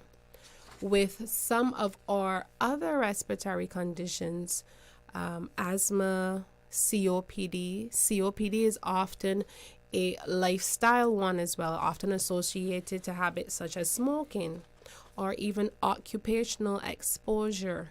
We've had persons who worked in old buildings for years and been exposed to asbestosis, and persons who, for example, I've met many wonderful gentlemen, many seafarers, and they worked on oil tankers for years, and the exposure that you've had while you were out there earning for your family, later on in life becomes a problem where you develop a chronic pulmonary disease. Asthma is, it can be something that you can get as a child because of a genetic predisposition, especially if an immediate family member, your parent, your mother or your father had asthma. And some persons will say, I had asthma as a child and I grew out of it, or it went away. Sometimes that doesn't necessarily go away. It stops bothering you. And as we get older, with our lifestyle activities, work, hormonal changes, it pops back up later in life and it becomes a problem. And there's some persons who have not had it as a child, but as they are older and as adults, then it presents themselves. So you can have a mixture of genetic predisposition as well as the environment, and as we get older, the changes that occur in our bodies, and then some of our pulmonary diseases do occur. Yes. And since your time and since the introduction of this in the hospital, what are some of the trends that you have been able to identify as a result of seeing so many patients now? What is common amongst them, or what is uncommon? I think what is common right now is our lifestyle. We have to make sure we stay grounded in healthy, balanced lifestyles. We make sure that we're eating well. We make sure that we are aware of things that trigger us. So for asthma, for example, we'll often chat with our patients to find out what triggers your asthma. Some persons, it may be that when they get a cold or flu coming on, that's what triggers their asthma. You have to be aware of what causes your problem so that you know how to avoid it. Other triggers may be allergies related to pets. Certain foods may also trigger your asthma. So knowing your trigger, especially even for kids playing and the dust or grass, different things may trigger their asthma. When you know your trigger, you can work to avoid it. It can also be in our home with the dust mites, how often we change our linens, our curtains, our carpentry. Everybody is very warm in Cayman, so we have AC. It is not as open ventilated as when we grow up. I grew up in Barbados, but similar lifestyle. We open and we had that fresh ventilation. So we have to make sure that our homes are free of dust so that you and your kids, if your kids are asthmatic, can stay away from what triggers your asthma. Now, we live on an island, and we believe that because we live here, that on a small island like we have here we are here in the Cayman Islands, that you don't get the congestion. You don't get the that our air is pure. But with the increase in the number of vehicles on our island, is that likely to, or do you believe that has any impact on some of these respiratory issues that we're getting? Because we live on an island, yes, but because we live in a tropical island, it is warm. Sometimes the air quality is also related to temperature because it is so hot. Temperature in itself is also a trigger for some persons for their asthma, whether it is too cold, but oftentimes when it is very hot. If it is hot and we don't have that breeze that blows, that can trigger a person's asthma as well. Busy area, you're in town, you're doing your errands, along with being hot, maybe a bit dehydrated, you can find that persons can find themselves feeling a bit short of breath. And that shortness of breath then spirals on a domino effect as well. Can we talk a little bit more about the testing as well? And for those persons who may, there are people who, when they hear the word test, they're fearful. They develop that phobia right away. Yeah. What do you say to those persons? It is a very simple test of breathing. We don't think about breathing. It's not one of those activities that we have to think about. We offer a test called pulmonary function test, or if we shorten it, PFTs. It is the equivalent to how you would go to your doctor and you'd have a little blood test to check your blood, or you go to cardiology and you have an ECG to check your heart. With us, the PFT checks your lung function. So you come over with us. It's a very nice, relaxed environment. We'll coach you through some instructions, breathing and blowing into our machine. And it measures how much air you get in and how is that air coming back out. Is it being trapped in your lungs because your airways are inflamed or obstructed in any way? And that provides your physician lots of information in terms of, do you need to go on some inhalers for treating what's going on or not? So you may have an x-ray, and the x-ray images the lung, and you see the picture of the lung. But with us, the PFT works on the lung function. We'll give you those exercises, you breathe when we tell you, and that information provides us the diagnosis of if there's something affecting your airways. Mm-hmm. Now, how important is knowing the fact that a person has a respiratory issue if they're dealing with other medical issues? Let's say, for instance, that they're going into surgery and they're going to be put to sleep or something like that. It is important for the doctor to know that this condition exists, and then is there special measures that are taken to address that? Very much so. We do get many preoperative patients who will come for a lung function. And as you rightly said, before surgery, one of the things that may happen if you're going to have general anesthesia, and if your medical history says that you've had a past of asthma or whatever else it may be, your doctor may send you over to us for a PFT to make sure that your lung function is good. We want to be sure that when you receive that sedating medication to be anesthetized, to have your procedure, that you're going to be able to wake up and breathe okay after. During your procedure, or sometimes some persons become ill enough that they can't support their breathing on their own, and they have to be placed on ventilators. That is also part of our work too, because we're not only working with the outpatient person, we also work within the hospital, in the wards and in the ICU with persons who are on ventilators. So you may have to come get that breathing test done to look at your lung function. And if you're not doing well, or if you are critically ill, there may be a period where you'd have to go on a ventilator. And our job then becomes to make sure that you breathe as easily and get what you need from that machine breathing for you while you need it. And as soon as your issue is corrected, whether by surgery or otherwise, it is removed and we wean you back to being able to breathe on your own. But it's better safe than sorry in terms of making sure that you don't reach that point to need to be on a ventilator. Okay, folks, that voice that you're hearing is the voice of Miss Kimberley Daniel. She's a respiratory therapist at the Health Services Authority, and we're talking about respiratory illnesses and the cures or the treatments for them. Didn't know that it was available at the Health Services Authority for so long a period.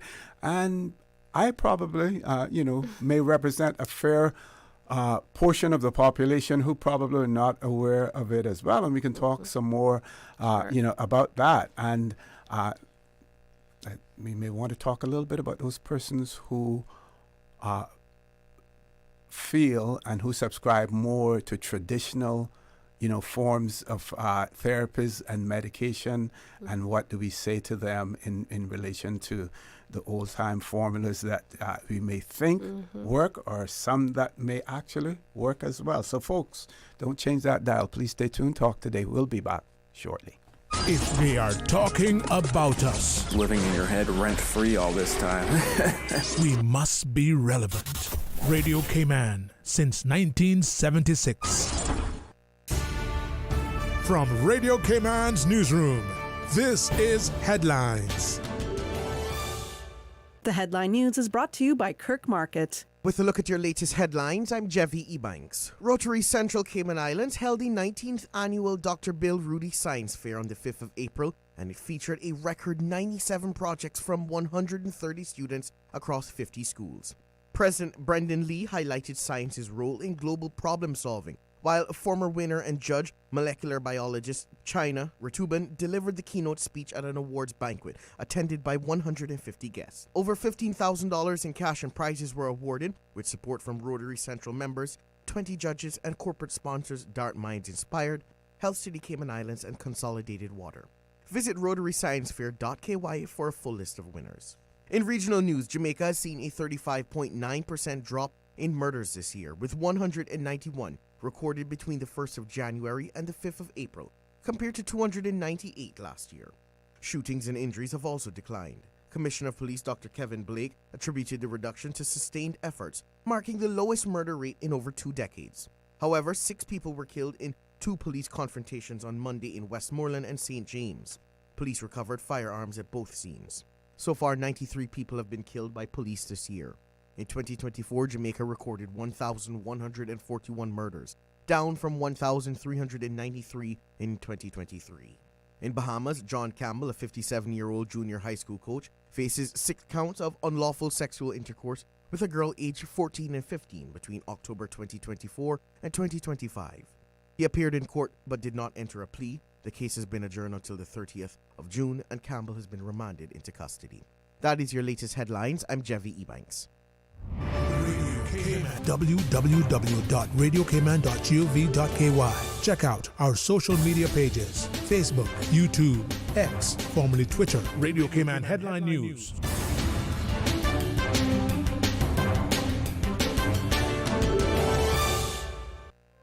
Looking for fresh, healthy food that's full of flavor? Then you've got to visit Kirk Market. Our dishes are made with fresh, high-quality ingredients. Enjoy vibrant mixed greens or satisfying pasta salads. Or try one of our delicious grill options like blackened chicken, spicy beef steak, or grilled salmon. Looking for something light and flavorful? We've got sushi rolls and poke bowls prepared daily. And don't forget to explore a hot bar or Billy Fresh salad at the salad bar. Stop by Kirk Market today for breakfast, lunch, or dinner and taste the difference. Eat well, live well with Kirk Market.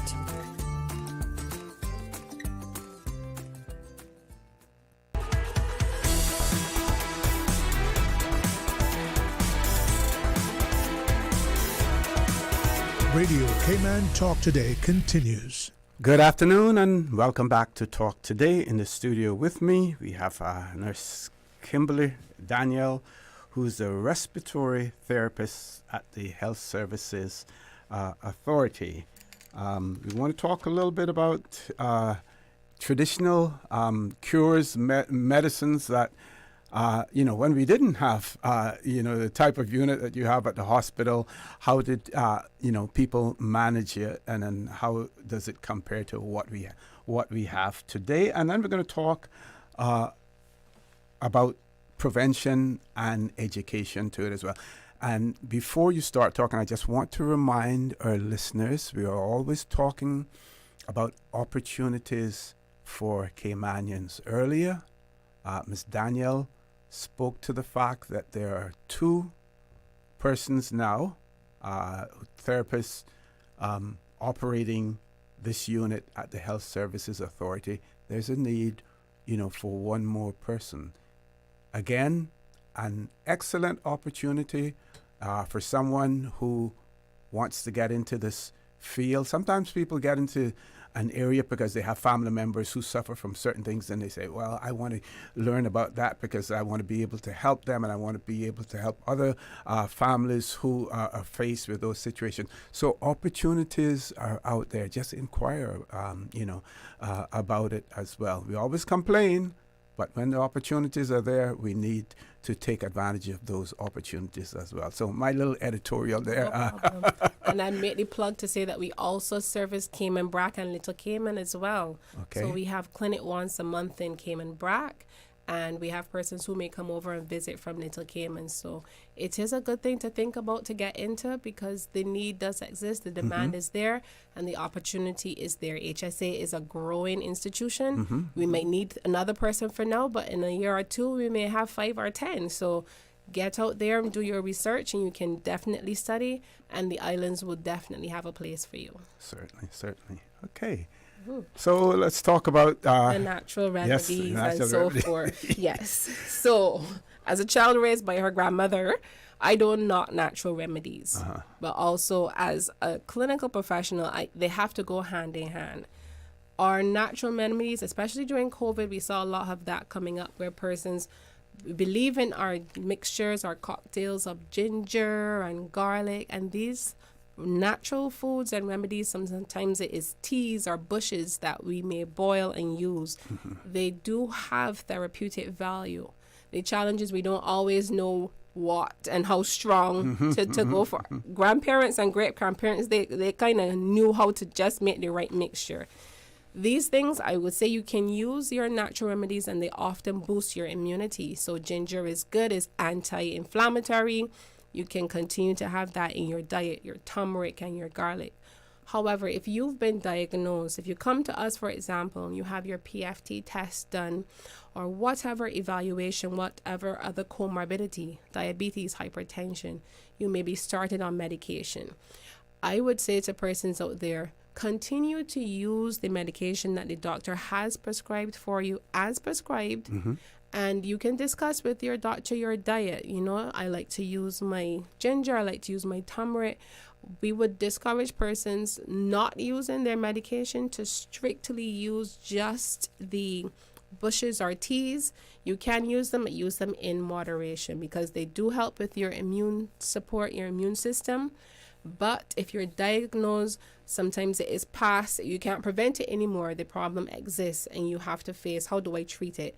And that may come with either an inhaler or either a pill that you may have to take for a period. And once you improve, you may find that you don't need to take the medication anymore. So we have to be careful with the symbiosis or the partnership of both the natural and the clinical. One of the natural ones that just came to mind too that persons use is not necessarily a remedy, but we do steam inhalation. Sometimes they're always congested. That's a great one. That's safe to use. And you can use your steam inhalation with a little menthol or eucalyptus oil. Many of us use diffusers, and that helps with the congestion that some persons experience, especially at night. But it doesn't mean because you've used your steam inhalation, you no longer need to use your nasal sprays or your inhalers.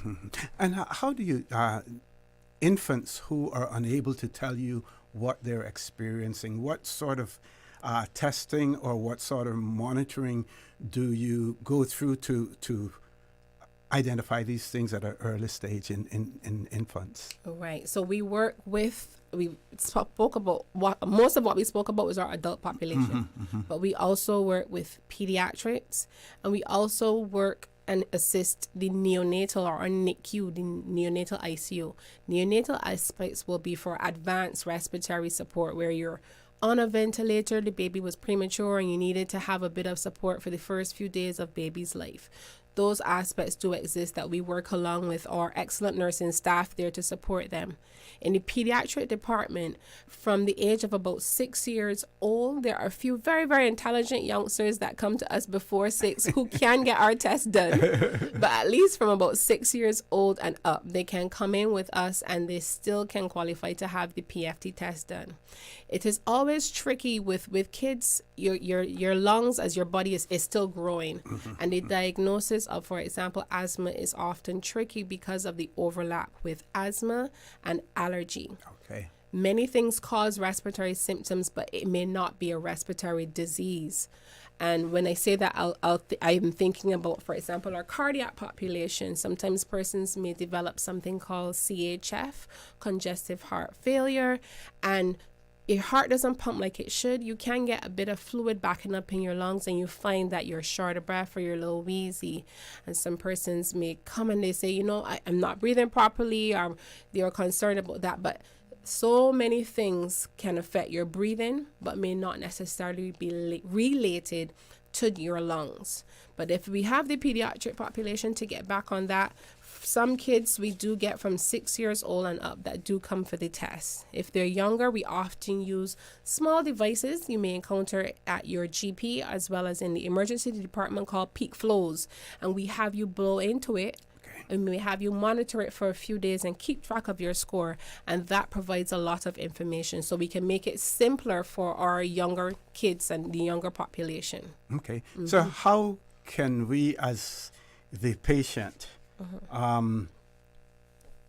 what can we do to maintain, good lifestyles to prevent or to reduce the risks that we are exposed to with this? Some of the advice that you can give to us. Okay, so as we spoke about earlier, one of the big things, back to healthy lifestyle, that's the basis there. The primary care, making sure that we have balanced, good diets and lifestyles where we pay attention to our exercise levels as well.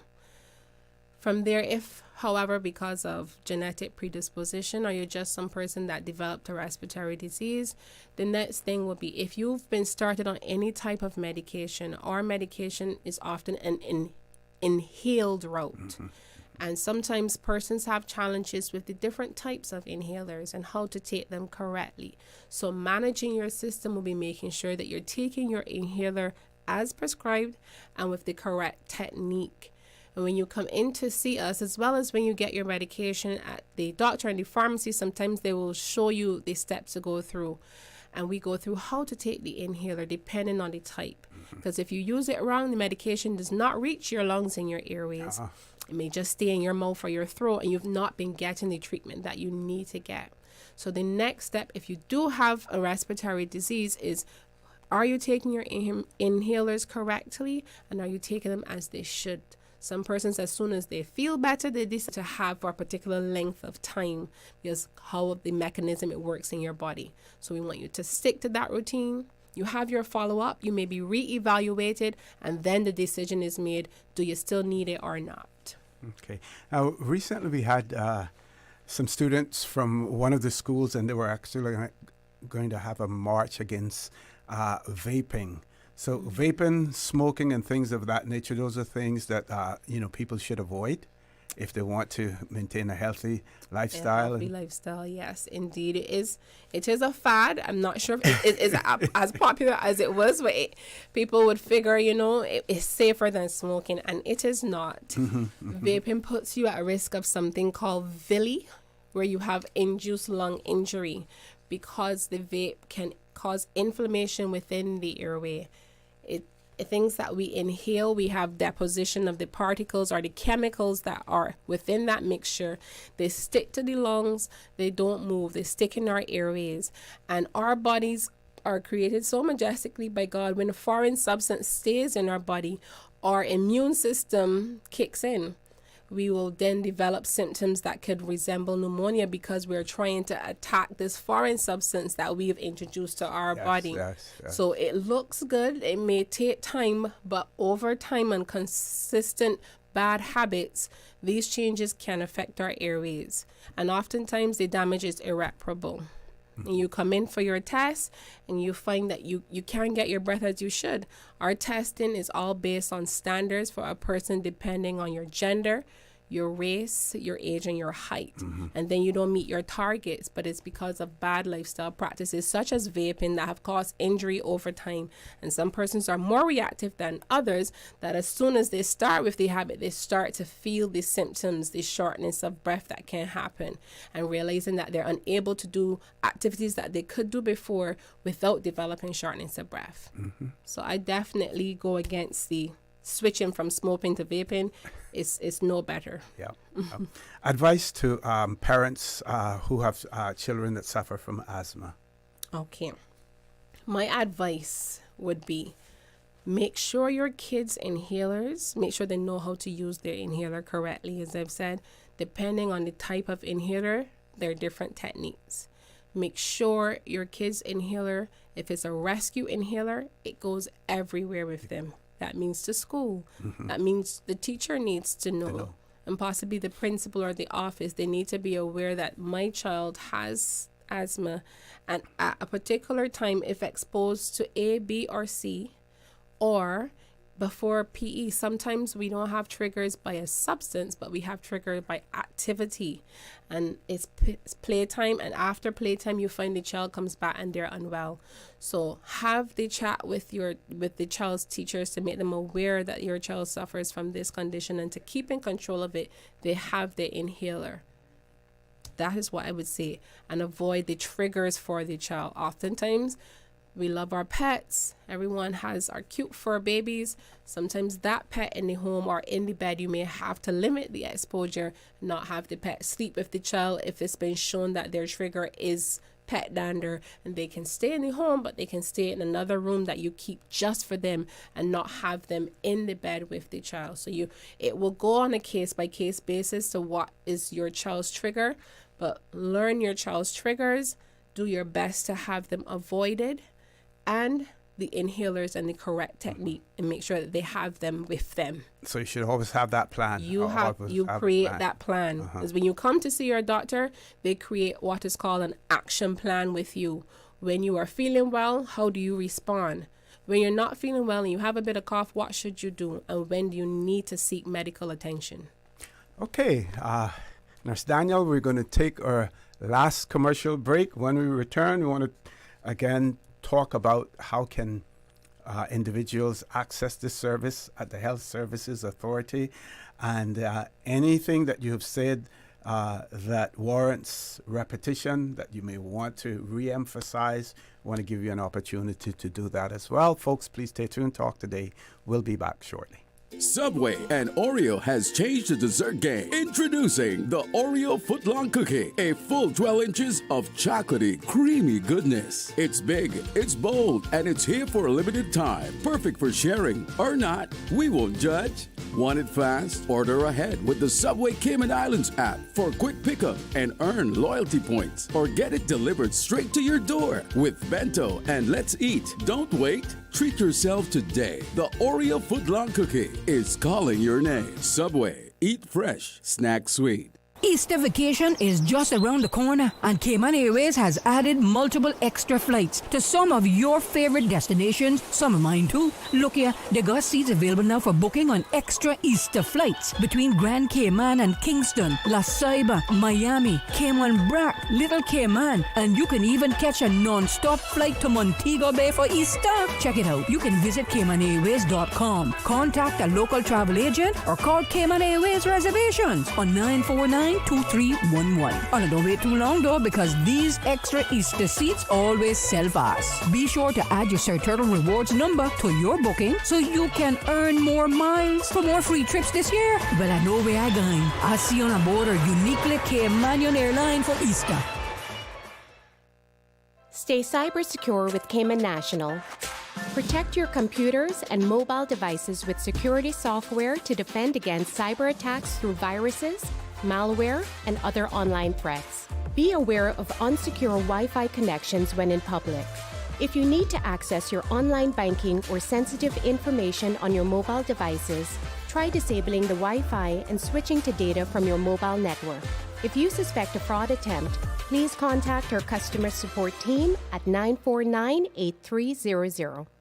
The best foundation you can wear is glowing, healthy skin. The offices of dermatologist Dr. Wayne Porter specialize in enhancing your skin's well-being. Whether you're seeking advanced skin care, including any skin cancers, Botox, filler, cosmetic skin enhancements, or simply looking to reduce wrinkles, Dr. Porter offers a full-service dermatology and dermatological surgery practice. For more information, email drportercayman@gmail.com or call 946-9020.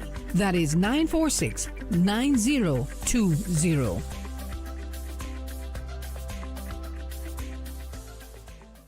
Now, more than ever, supporting your immune system is crucial to helping your body fight off illnesses like the common cold, the flu, and COVID-19. At Valley Med Pharmacy on Walkers Road and in Buttontown, we carry all the essential vitamins and minerals to help support your immune system and improve your overall health. Some of our top immunity support picks are vitamin C, vitamin D, zinc, elderberry, and quercetin, or the popular 7-in-1 immunity support. Our pharmacists are always on hand to help guide you and answer any questions. Visit Valley Med Pharmacy on Walkers Road or Buttontown. Live happy, live healthy with Valley Med Pharmacy.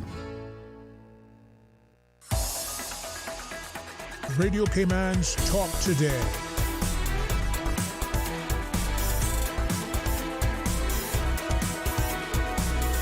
What is on your mind, Cayman? Good afternoon and welcome back to Talk Today. We're on the last leg of the show this afternoon with Miss Kimberly Daniel, who is a respiratory therapist at the Health Services Authority. We've been talking about what is respiratory therapy and why it is an essential part of our health care. She's talked about, all of the testing. She even explained to me what being allied with another, form of medicine is concerned as well. So I learned something new today that I kept hearing that expression before, but never really researched it to see exactly what it was all about as well. So this is a service, and what should I say? Department of the Health Services Authority, that has been in place for quite a while.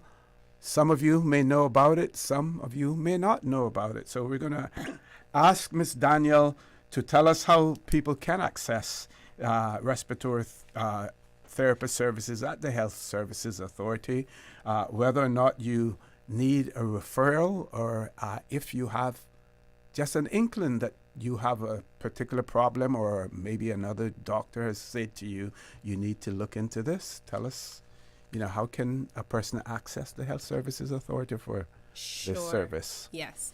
So our department is by referral. So we use the referral system from your physician. So if you have a concern with your breathing, whether it be common symptoms such as shortness of breath, chest tightness, coughing, and wheeze, you may have a chat with your GP, and they will determine if you need to have a referral over to us, for example, for the PFT testing to look at your lung function. Or if it is a concern about your sleep, you're saying to your doctor you're waking with morning headaches, you have persistently high blood pressure, feeling very tired and lackluster during your day, your doctor then does a special referral system that we have where we say drop the order. So they'll drop an order for the particular test that they want us to perform for you, and that comes over to us electronically, and we'll book you in for a visit with us. We can be reached if persons have queries as well. We rely on our email service, which is respiratory@hsa.ky. respiratory@hsa.ky. You can email us. You can call us through the call system at the hospital, and you can reach us as well. Oftentimes, because we are working with our patients, or we're going to see maybe patients on the ward, ICU, we're moving around, we will answer our calls at intervals, and we heavily rely on our voicemail system. So if you have a general query after today about a concern or a follow-up, you can call, you can leave a voicemail, you can email us. But in order to have that test done that you may be querying that you need, a physician needs to determine if it is a necessary or indicated test for you, and a referral will be done for you that comes over to us. And we'll call, book you in, and have you come see us for that. So if I feel that I'm in need of this, I have to see a doctor first. I can't decide on my own to just come straight to you. You have to see, yes, we go over the guidance because someone has to bring it all together. The doctor may decide along with the breathing test, I'm going to have you go over to cardiology and have you have an ECG or a stress test. Or I'm going to send you to the lab and have you have an allergy test done. And then they are the ones that collate all of these diagnostic tests to determine, do you have whatever is going on and what treatment course? So we do work closely with our physicians at HSA. And I'd also say here, they're often private physicians that send patients to us. So we have many private practitioners across the country, and they email in their referrals to us as well. And we definitely see their patients as well. And the treatment, I think you spoke about this earlier, inpatient as well as outpatient treatment? Outpatient services, yes. Well, services as well? Yeah. Yes. Okay, and how do the outpatient services, how do they work? With just two persons with the working two in of there? us, yes. It's got to be challenging and demanding. It keeps us busy. We are there Monday to Friday. And our outpatient department may run from about 8:30 in the morning to about 4:30 in the afternoon. And we see as many as we can. And then that is balanced with seeing our inpatient persons on the ward, or particularly on the ICU, who are on ventilators for CPAP or other high flow modalities that we have. So we do both the inpatient service and the outpatient service as well. Okay. One of our listeners wanted to know about insurance and whether or not this is something that is covered by insurance, or whether or not special dispensation has to be received from an insurer in this particular case. So our services are indeed covered by insurance providers, all of the insurance providers across the country. We will perform our tests, and our finance department will liaise with your insurance in order to submit what you had done and the relevant costs, and your insurance will fill that claim depending on the level of insurance you have, whether it's 100%, 80-20, or if it's the standard health insurance contract where you may have a little less coverage. But insurance, our services are definitely covered by insurances. Yeah, I remember now one of the questions I had asked, and I'm not sure whether or not we answered it, that over the time that you have been at the Health Services Authority, and involved in this type of respiratory therapy. What has the trend been like? Are you seeing more and more of it as our population grows, as our population ages as well? Can you talk about some of the trends? What I find has been growing is the number of persons being diagnosed with sleep apnea. That has been a growing trend, and I believe linked oftentimes to the growing level of obesity in our population. So that is definitely one of the biggest populations that we see coming into us day to day. The second thing that may have been trending, but not so much now, is persons who after COVID, after long COVID, had lingering effects of a persistent cough and shortness of breath, limiting their daily activities. And that is something that just over time may improve, or they never got back to where they were before COVID.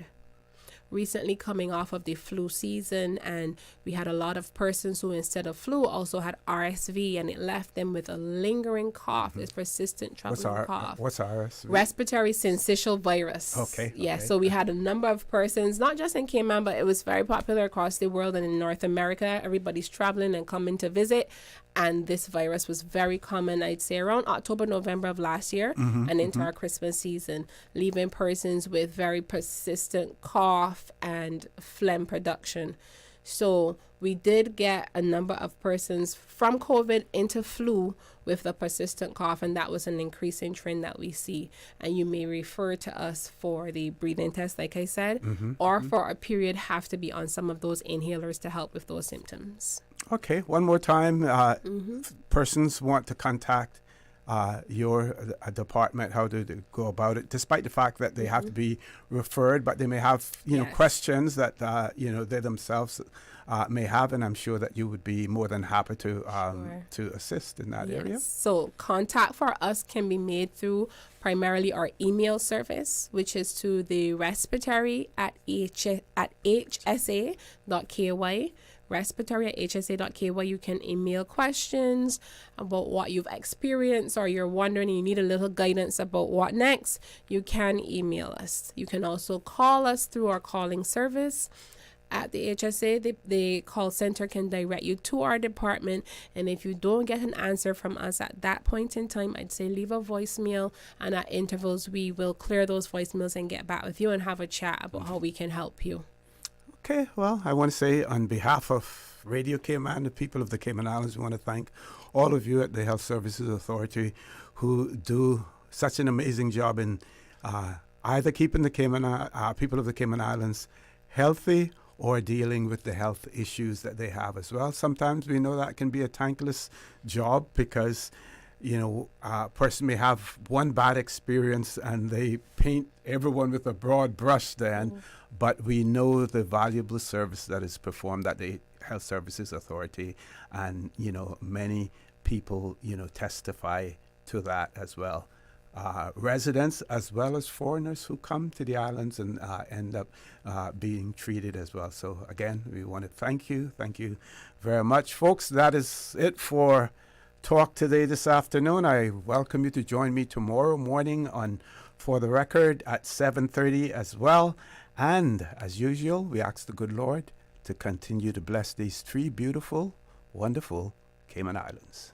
Talk Today is brought to you by Subway, open 24 hours in Countryside, Anderson Square in Georgetown, and Centennial Towers in West Bay. And by the Ministry of District Administration, explore your history, explore your land, explore your sister islands. And Cayman Airways, call them on 949-2311 to book your nonstop flights to Los Angeles and Panama. And Doctors Hospital, peace of mind is important when life happens. Doctors Hospital, always there for you. Call